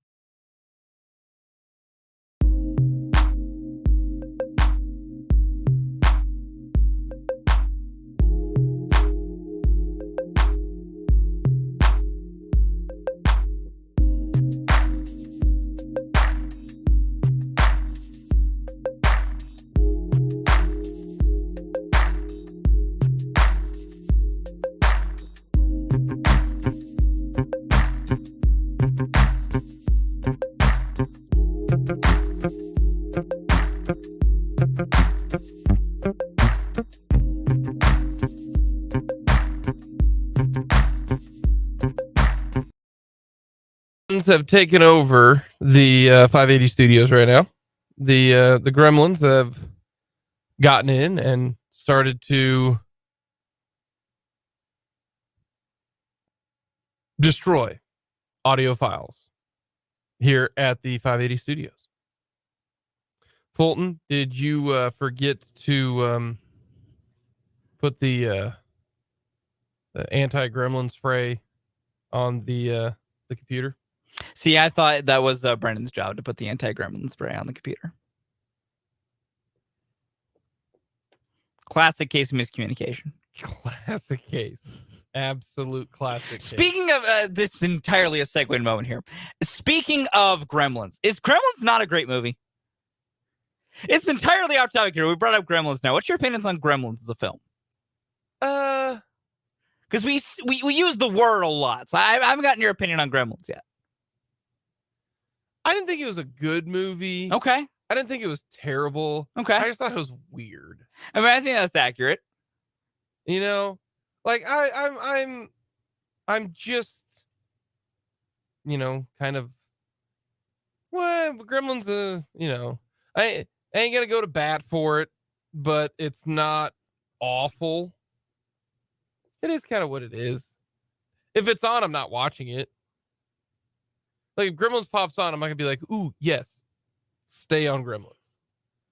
But if it goes by, I'm not gonna be like, oh god, terrible movie. Does that make any sense? Yeah, it's not a thing you would really rewatch outside of probably very specific circumstances, but you won't crap on it. Yeah. Okay. Yeah. I feel that. I could tell you the last time I watched Gremlins. Oh, it's been a while. I feel like it's been a while for me too. It's been a while. It really, really has. Getting your mogwai wet. Don't feed it after midnight. No. A lot of rules. I don't like pets with rules. With that many rules. Sorry, all pets have rules with that many Have specific you had rules. a pet? Yes, I have grown my entire life with them. I currently have one. She has rules. Oh yeah, you have a cat. I do. Yeah, you're team cat. I am. I'm team both. I like both. It's easier in an apartment for me to have a cat than a dog. Correct. Like if I lived in like a house with a full yard, oh, I'd get a dog. I love dogs. Gotta have fence though. Exactly. That's my thing. I got a fenced-in yard too. I believe dogs need the freedom to run around. Correct. And that's why, because my dog that says my dad's house, that is like my dog. I had him in my first couple college apartments. Mm-hmm. And then when I worked for KU, I had him go to my dad because I was traveling a bunch. And I realized, man, you actually get to like do stuff down there. You didn't have like a fence with me up here. So you stay down there now. You get a fence, run around. But some apartment of a cat. Just a cat. Yeah. Both are good animals. Bigger the dog, the better, though. I'm also team big dog. Up to a point. I don't know. Nah, I mean, if I had to choose between a 140-pound dog or a 5-pound dog, I'm taking the 140-pound dog. I'm taking the 140-pound dog. Yeah. But my wife grew up with, and I'm not kidding you, a 130-pound yellow lab. Oh, that's a big lab. His name was Trout. Did he like to eat trout? No. Would explain the 130 pounds. Great dog, though. Yeah. Passed away just a couple months ago. Ah. Yeah. Does sound like a good dog. Monster dog. Trout. I grew up at one point during my childhood, had a 200-pound St. Bernard. It was great. Didn't grow up. I mean, the dog, it was a 12-year-old, 11-year-old dog. So last 11 years. So later part of her life. But anyways. Yeah, so we had some issues with the audio. Her system is down. Not to be confused with the System of the Down, who's saying chop suey. But we're going to talk all things Brett Veach because thank you. Do have some interesting thoughts on what he had to say. Is Brett Veach playing coy? Well, he's definitely not playing gin rummy.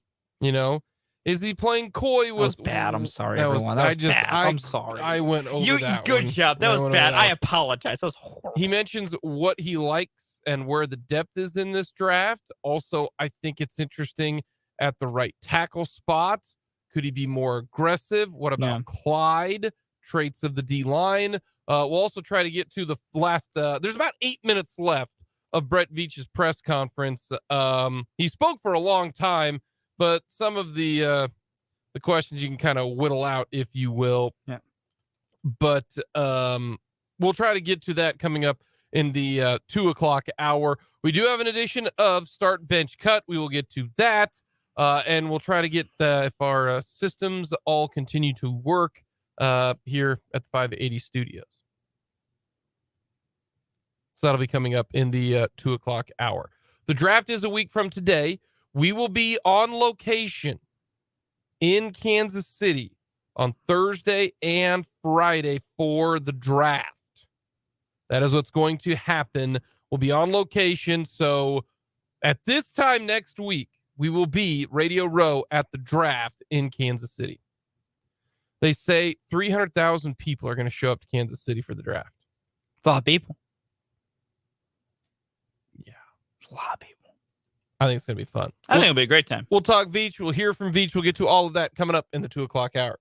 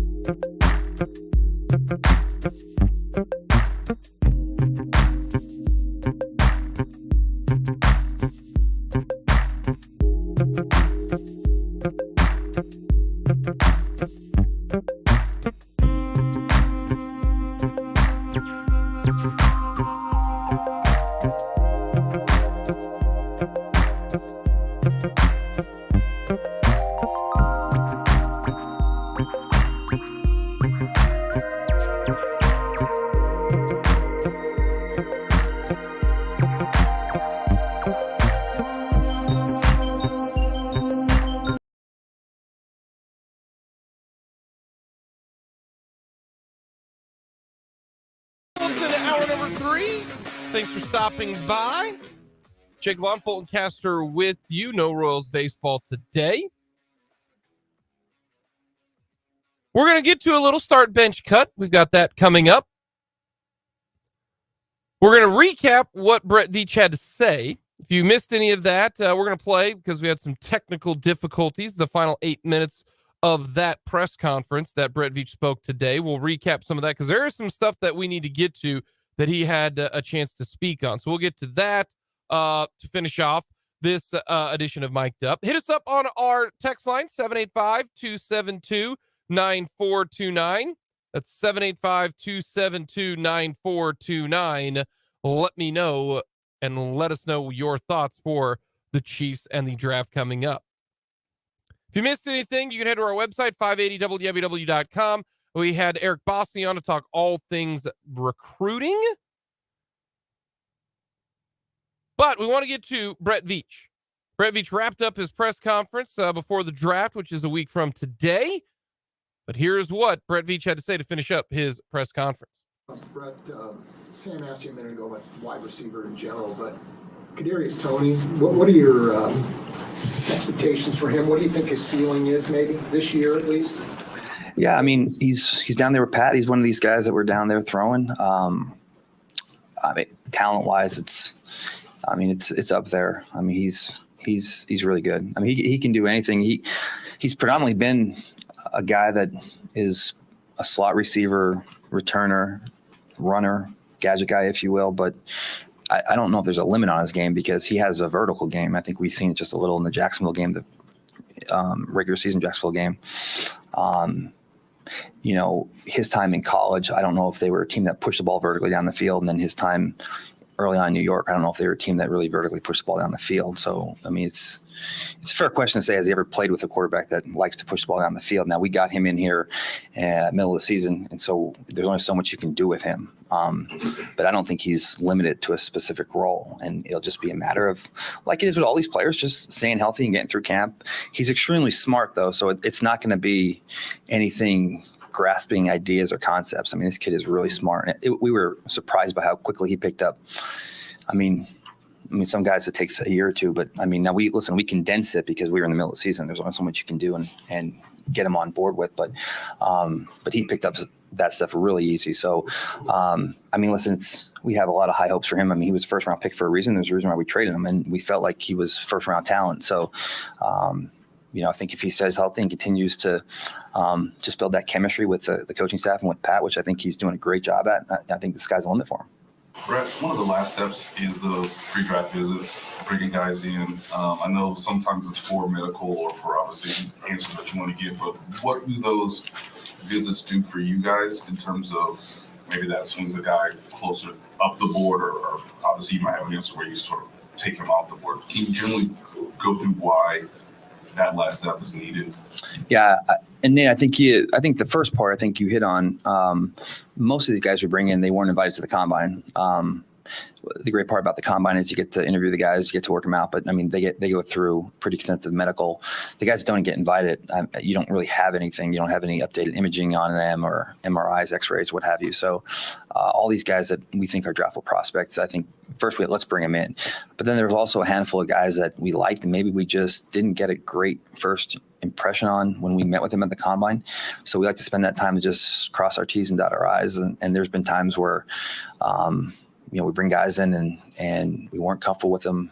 The pre-combine process, weren't comfortable with the combine, but we like the tape so much. Let's just make sure one more time. And, it usually just kind of solidifies that thought. But there's times I think, I'm trying to think, I think Jalen Watson last year, he was a guy that I think that we met at the combine and we weren't sure that this would be a great fit.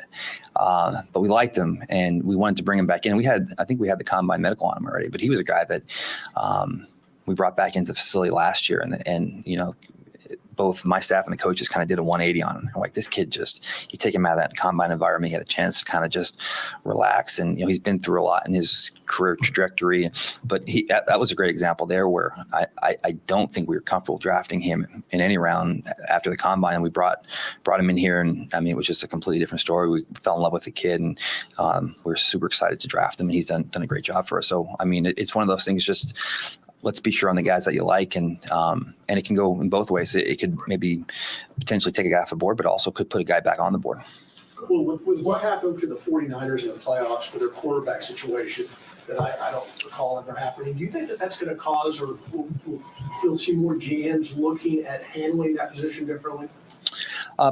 Potentially. I think that they're always going to work, and I think this was brought up at the owners meeting, and Coach Shanahan talked about it, and potentially down the line of having the ability to elevate a practice squad player.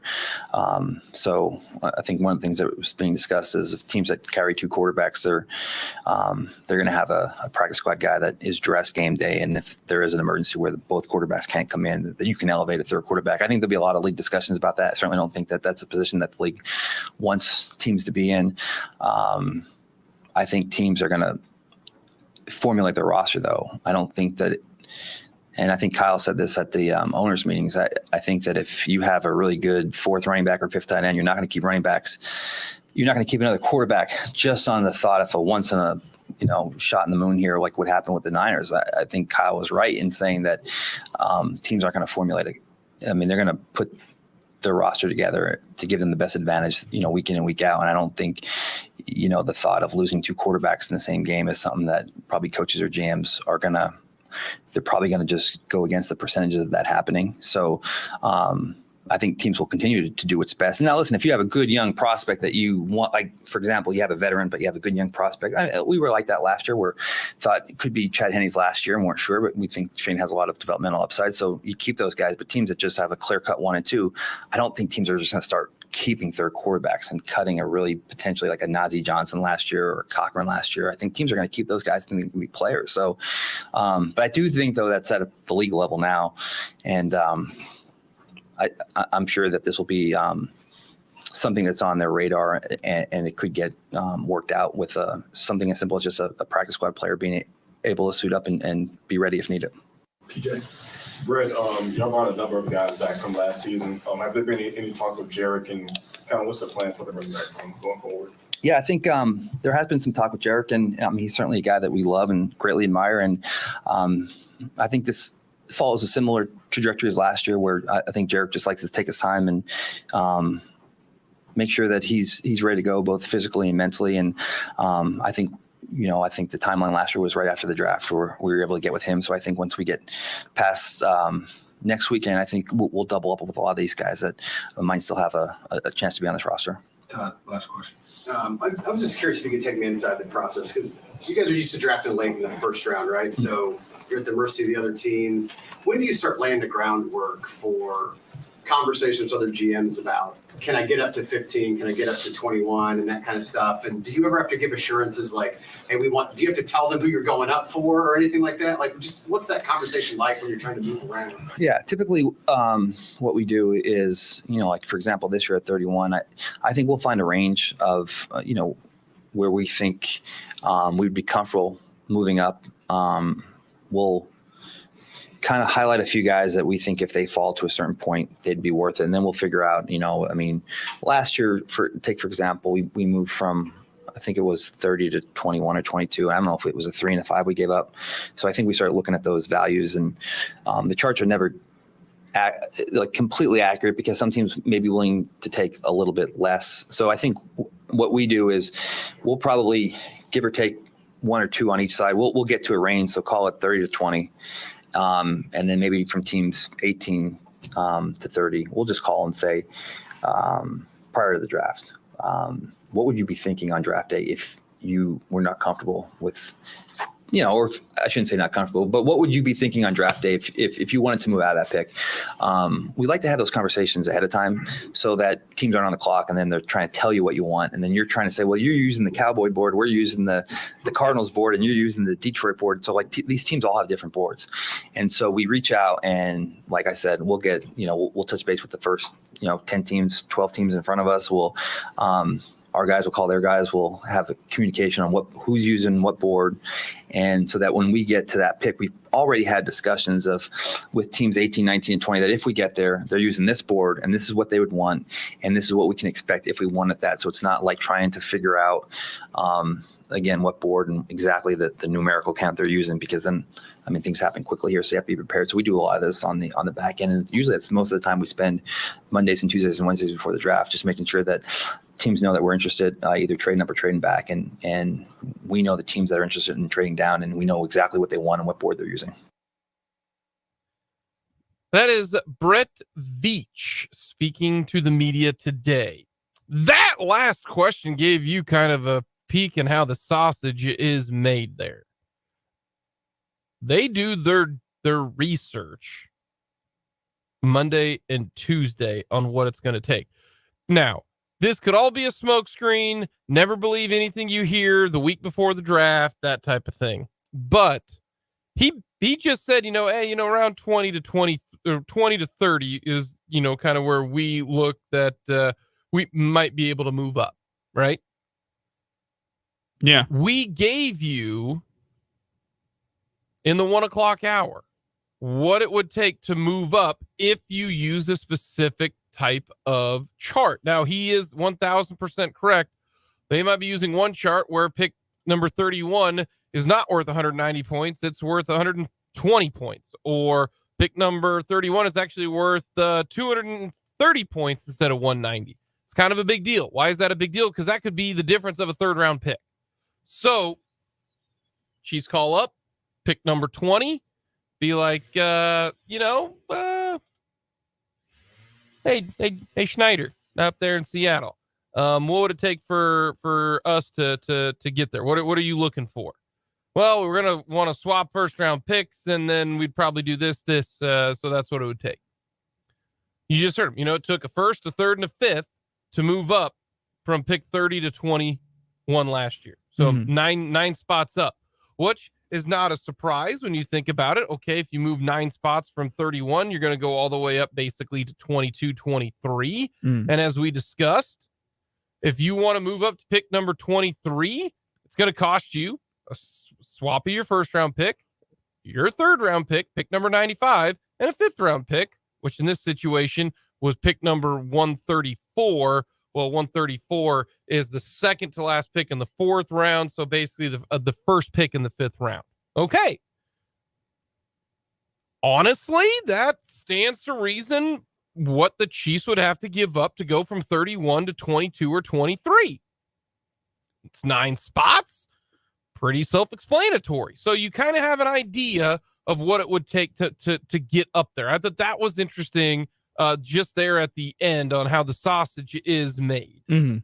Make a phone call. And I don't think they can get above 20. I don't think there's any way that they can get. Here's what happens if you get above 20. All right. And we can just do another little quick. Let's say they want to go to, let's say they go to Tampa Bay. Tampa Bay, a full on rebuild. They need picks. All right. Takes 278 points to get to pick number 19, okay? The Chiefs have pick number 190, or pick number 31, which is worth 190, at least for this chart. To get to 278, let's see, let's give up pick number, we're going to have to give up pick number 63, so that's 82 points, so you're at 272. That's still not enough in this situation. You'd probably have to give up pick 166, which is 9. They get you to 281. So you're giving up you're giving up a second round pick and a late 5th round pick to move up to 19. So you would then pick 19, 95, 122, 134, and that's essentially your draft. Because then you got the super crazy late. Then you got 3 7s, right? Yeah.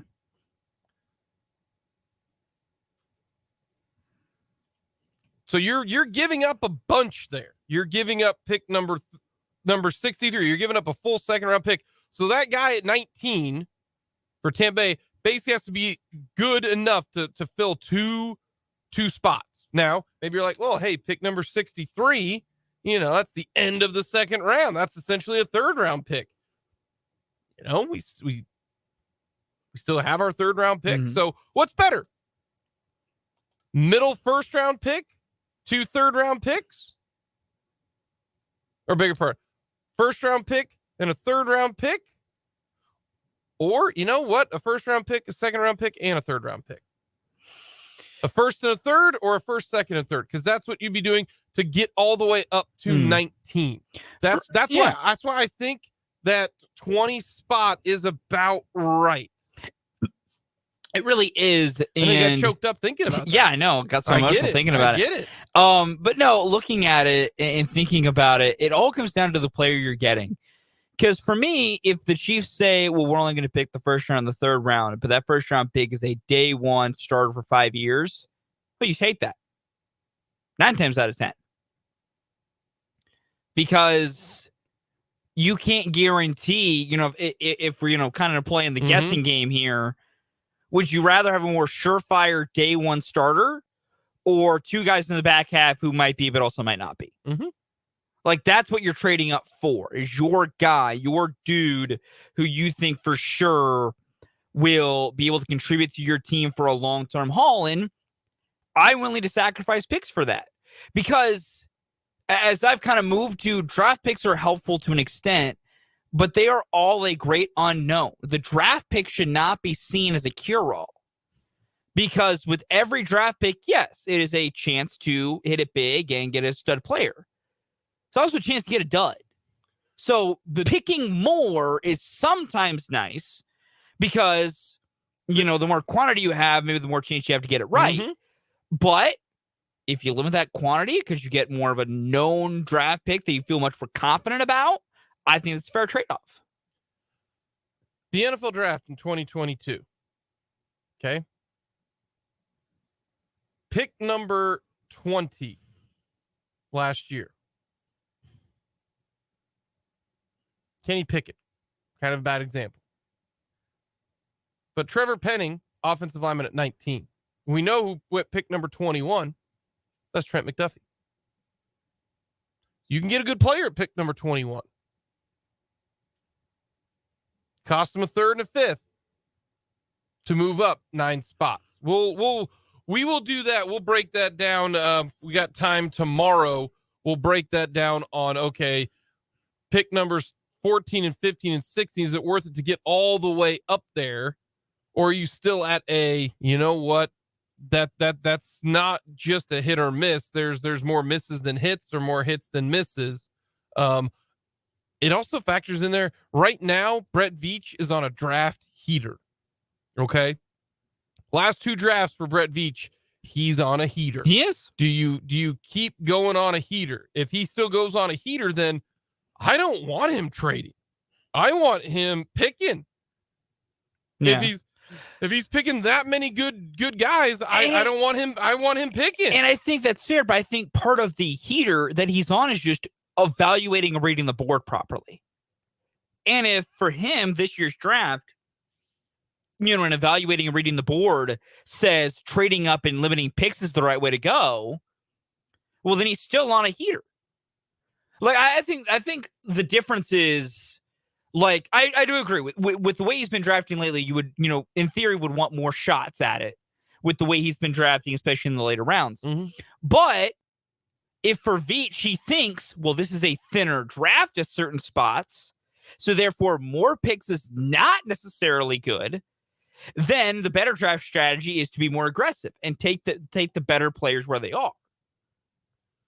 Some of the other thoughts from Brett Veach regarding the draft. He was asked about this draft. Lots of good corners. Second wave of corners. Big, athletic, fast guys. Is that just a smokescreen there? Hey, guys, look at how many great corners there are. Do the Chiefs need corners? The answer is no. They've got L'Jarius Sneed. They've got Trent McDuffie. They've got Jalen Watson. They got Williams. Mm-hmm. They've got 4 corners who we feel can play. Yeah. Now, the question is, if this is a good group of corners, they draft one. Adios, L'Jarius Sneed. I wouldn't stun me if they would then trade L'Jarius Sneed. L'Jarius Sneed then is on, it's his last year of his deal. They will not franchise tag him. He will either play out his contract. There are 3 options. They're going to give him a new contract, play it out, or they are going to trade him. If they draft a corner in the first 2 rounds, see, L'Jarius Sneed, it was fun. I look at that as then, okay, we drafted L'Jarius Sneed. Okay, fun hypothetical, right? You draft a corner in the first or second round. You trade L'Jarius Sneed. That means whoever that person is that you get for L'Jarius Sneed, that means with he's a 4th round pick, if I'm not mistaken. I believe so. That means you got L'Jarius Sneed for 3 years plus a player for whoever it is, another draft pick for another 4 years, all for that pick in the 4th round. Now, that's only if they draft the corner. If they don't draft the corner, now everything's in play, extensions in play, keeping them, that type of thing. But if this is a good crop of corners and you're sitting there at 30, 31, or not just 31, let's say you're sitting there at 62, 63, and a good corner falls to 63, and you're like, we had this guy as like an early 2nd round, grade. This guy can play.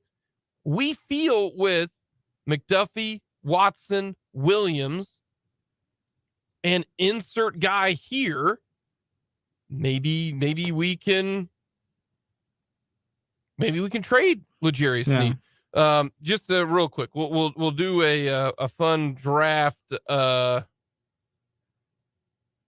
just do two rounds of a draft here. Okay, you're gonna enter the draft room, and we're gonna start. Okay, because he mentioned that this is deep corner draft. All right. So let's say that the Kansas City Chiefs, for pick number 31, they're going to take Darnell Wright. Yep, perfect. We get Darnell Wright, pick number 31. I think that they would run to the table and draft Darnell Wright. Okay? I would love that. Darnell Wright, first round pick. Kansas City Chiefs have their guy. Okay? They can't find a trade partner. Things don't work out well at all, right? And they're sitting there at 62. And it turns out that, wow, they are really, really excited that Julius Brents is there. Julius Brents fell all the way to 63. You take it. You see what I'm saying? Yeah. So, like, that's why you then say, okay, Julius Brents, which, by the way, Julius Brents might be a first-round pick now. He has worked his way up to a first-round pick. The dude is 6'3" and is long.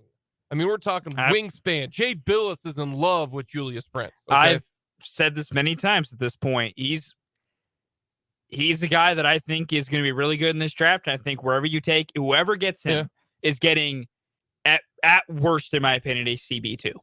So, fun fact, K-State might have 2 top 40 picks. Yeah. You know, I don't know if they're both going to go first round, but I think they'll both go in the top 40. Yeah. Anyways, let's say he falls, right? Mm-hmm.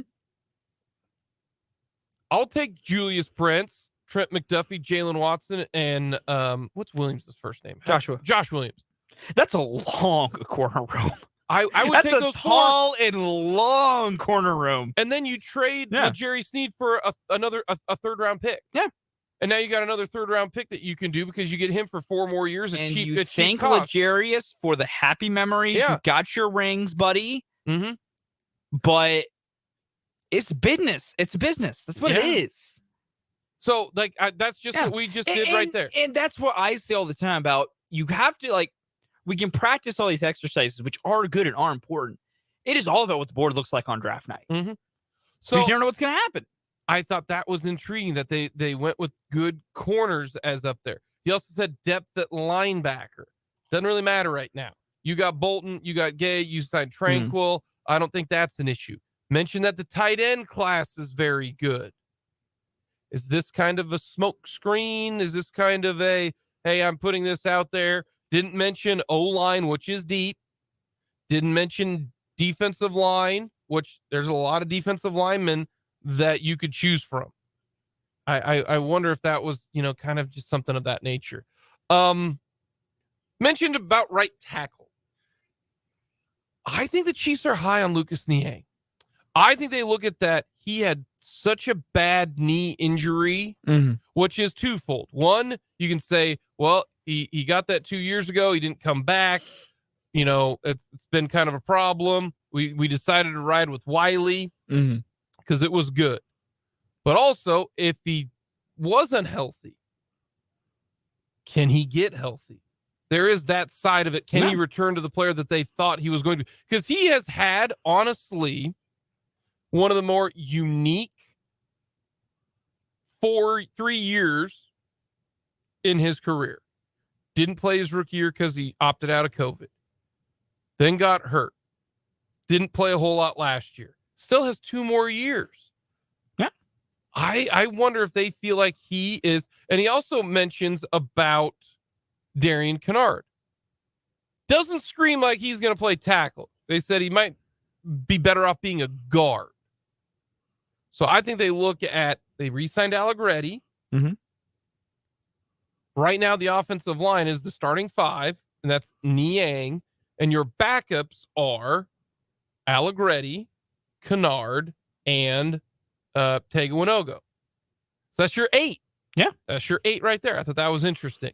What about Clyde Edwards Elair. He said, we have some time. We'll go through the draft, handle our business. We haven't reached a decision. We'll look at the board, take a look at the offseason. That translation to me is we are not going to offer Clyde Edwards-Helaire a 5th year. That to me screams the only way we're offering Clyde his 5th year is if we cannot get a single running back prospect in this draft. But none of the guys we think could be anything are in the spot for us. That's what that screams to me, is that Clyde, you are literally just insurance for a rookie. And if we get a rookie we like, happy trails. Which is fair. And it's a bummer that it didn't work out, but it happens. Clyde Edwards-Helaire's cap hit next year, if the Chiefs pick it up. Now, if they pick it up, it is on the books. Yeah. It is guaranteed. Would be $5.4 million. I just don't even want to spend $5 million on a backup running back who can't stay healthy.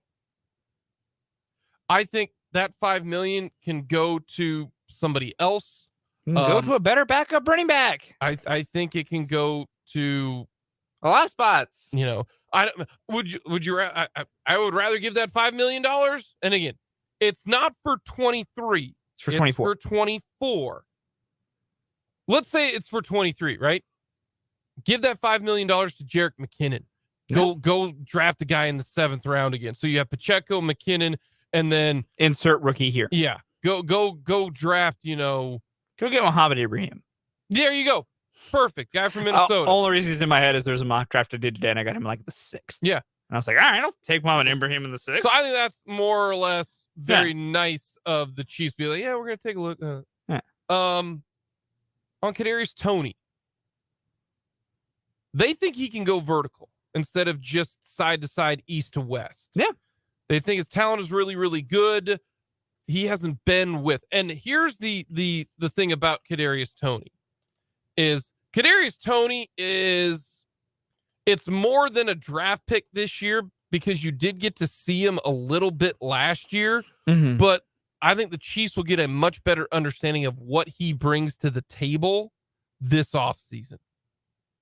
I think working with Mahomes, how can you do that? I think that's a big deal. So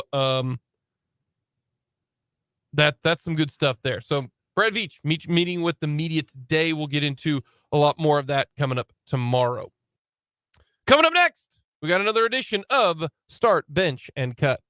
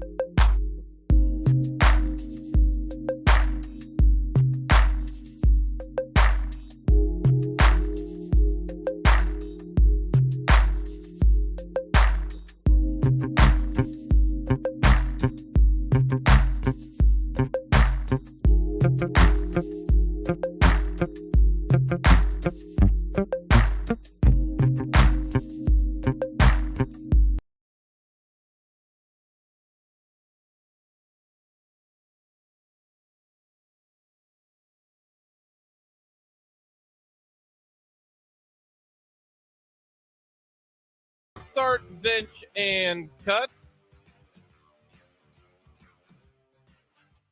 All right. Fulton, it's a kind of a simple one. And I didn't want to use certain guys. Okay. Because I thought that it would be a little bit, I wanted to keep him kind of in the same era, if you will. Okay. I feel you. And so I wanted to go this route. Okay. Now I'm going to switch it up because it's live radio. Gotta love it, right? Okay. Oh, man. All right. Ken Griffey Jr. Okay. All right. Ken Griffey Jr. Okay. Mike Trout. Okay.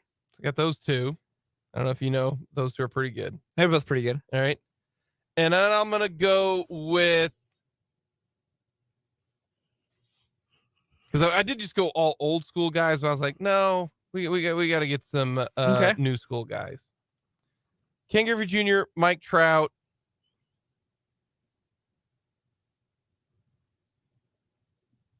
Man, I'm having a hard time thinking of a current or recent center fielder who's really, really good. There's been a great dearth of center fielders lately. There's a great piece in The Athletic about it. Now we're going fully off the rails for kind of a hot minute here. There's a great piece in The Athletic about it that the two-way center fielder, the center fielder who's both a great defender and a great hitter, is quite literally dying out in MLB. That I believe when they did the math, I want to say it was like 3 defensive WAR, or maybe it might have been 2. Like it was, the line of the metric for a good defender, and then I think even just like a 105 OPS plus. Oh my gosh, these are all terrible. And they didn't exist. Like there's like 4 people that qualify. Yeah, great center fielders both ways don't exist anymore. No, it's a small list. You got to go. I can't do that. It's terrible. This is awful. So what's yours? Jake's entire thing. I'm so mad right now. Yeah, that's fair. No, got a little start bench come for you. MLB Expansion City Edition. Portland, Nashville, Montreal.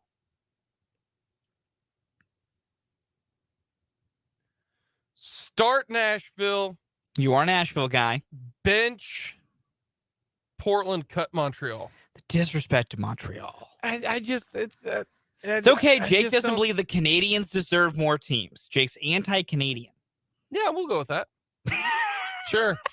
I mean, who am I going to offend? Like the 9 hockey people up there? No, I don't. It's not that I don't. We're going to get a Canadian listener coming out of the woodworks right here. Now. I'm joking. Look, I get it, but I just don't. I'm going to go with. No, that's fair. I think it fits better if you go one West Coast team and kind of one southern eastern side of the country. So, yeah. Okay. That's what I'd go I feel the idea there. I get it. I get what you're going for with that. And I can't lie. My main is Montreal. Just I believe the Expos should come back because the Expos were, I think, unjustly taken away.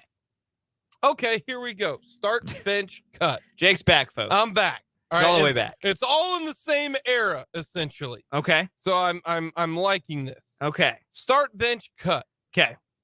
Mike Schmidt, Wade Boggs, George Brett. Oh, that's good. They're all in the same era.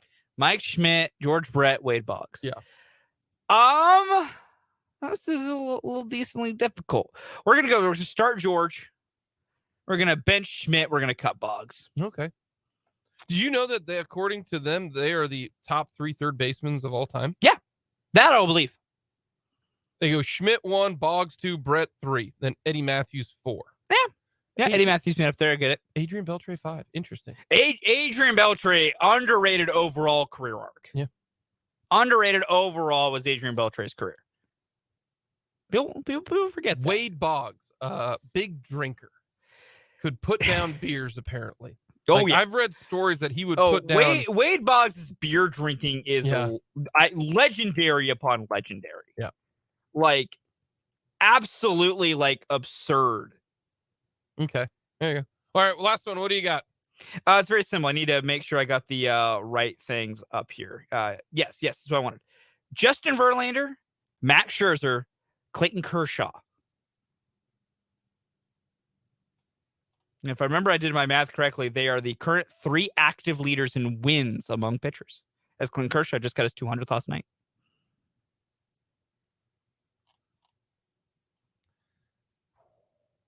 This is the first one of these that I've actually had to think about and haven't just. I'm happy this one. And haven't just had an answer. Alrighty, I'm gonna go. Your 3 winningest active pitchers. I'm gonna go. Well, almost. There is one person I forgot. I feel bad for forgetting him, but he can be tossed to the side for this question. Zach Greinke, correct?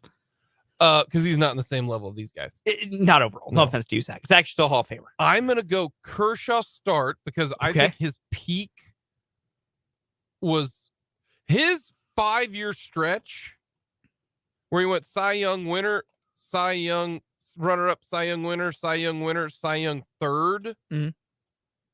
Is one of the best 5-year stretches of all time. So I'm going to go start Kershaw. I'm going to bench Verlander because I think Verlander has had the best career of everyone thus far. Because he's won the Cy Young, 4 times? I think. No, 3 times. 3 times. He's won it 3 times. And then I'll have to cut Scherzer. Yeah. I'm gonna have to cut Mad Max. This is the one piece of evidence I will go to for why I fully agree with putting Clayton Kershaw at the start of this list. Here is a comprehensive list. Of live ball pitchers. Oh, real quick. Yeah. I looked up a little bit more. Yeah. I am firmly Kershaw, Verlander, Scherzer. Don't have to think anymore. Here's a comprehensive list right out there of every single pitcher who's in the live ball era since 1920 with 200 wins and a sub-2.5 ERA. Clayton Kershaw.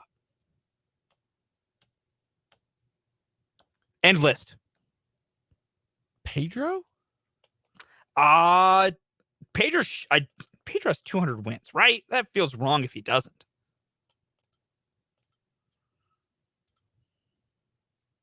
Gotta be Pedro. I clicked on it. I'm waiting. Yeah, or the usual wait for a thing to come up for 20 million years. I think Pedro has Pedro's the most dominant pitcher over a 5-year stretch. And that was during the juice ball era. Or not the juice ball era. The juicing era. Player era. No, his career ERA is 2.9. Yeah, so that's like I think it's his ERA is too high. Like 100%. God, he was so good. He won 3 of 4 years in the Cy Young and probably should have won it that one year. And then his next 3 years were still awesome. My goodness, what a career. Pedro was awesome. Oh, Pedro Martinez was fantastic, and he is wonderful. Yeah. Yes, that's no question. Coming up next, we'll finish things off talking a little Royals baseball here on Mic'd Up.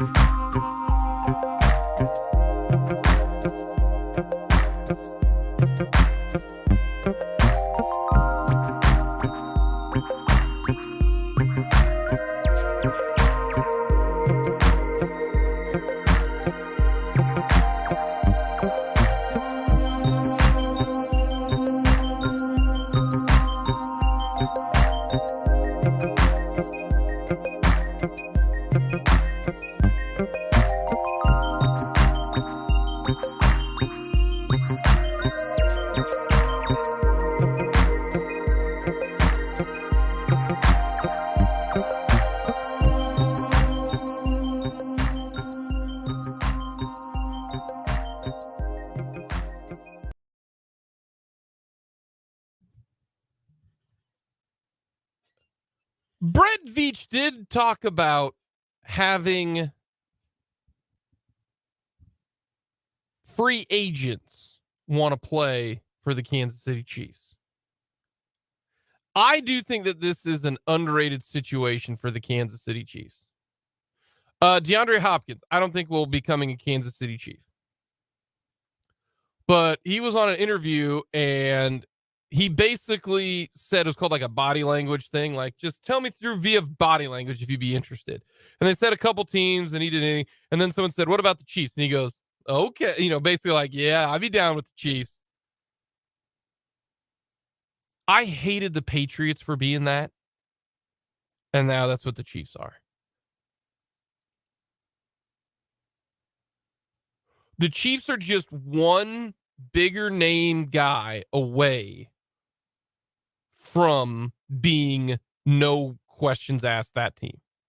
Like if Hopkins comes to the Chiefs and doesn't ask for a, contract extension, he just simply wants to play for the Chiefs and the Chiefs get him, then it is full bore. Yes, that is a thing. That people would just come to the Chiefs to play for the Chiefs.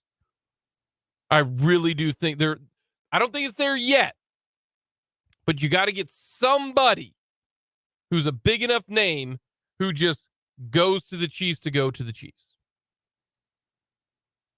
Yeah. But having Patrick Mahomes and Andy Reid and seeing what they have done, it gets them in the door to every single agent.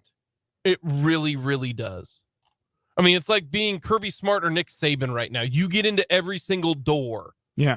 To every free agent. Because if their number hits, they're going to the Chiefs.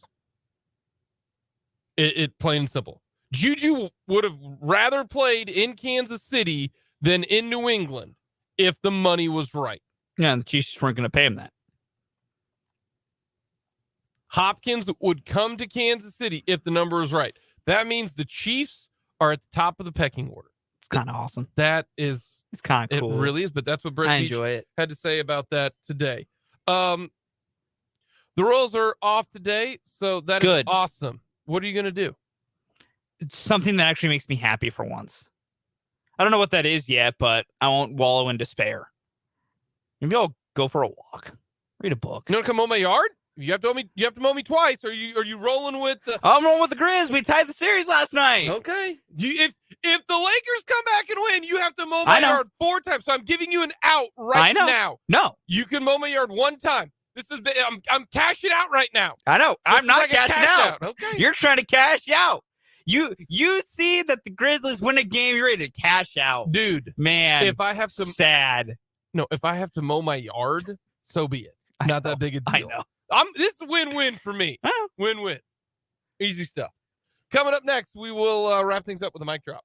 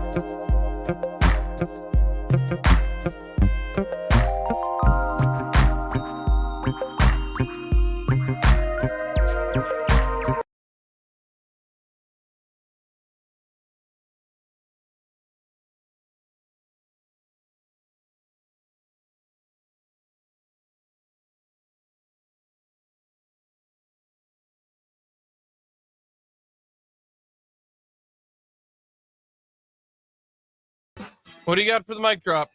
It's very simple. We learned earlier today that the A's are all but for sure moving to Las Vegas. Oakland's ownership has bought some land in Vegas and is going to build a stadium off the Strip.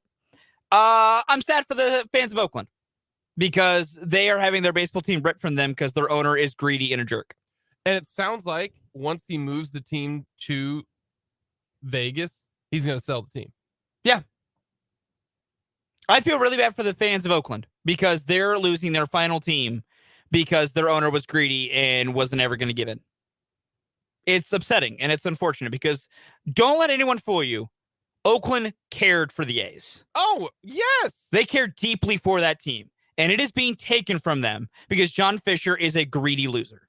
And you want to know who's going to pay for the stadium in Oakland? Vegas. Which, and in turn, will come you and me that all go to Vegas for hotel fees. Yep.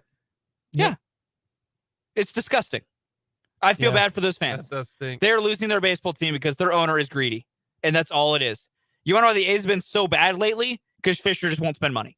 Because he wants a new stadium. Yeah, saving a lot of money. He really, really is. Not a whole lot of time for my mic drop. Be nice to each other. How about that? Coming up next, we've got 580 Sports Talk. We'll talk to you tomorrow at noon.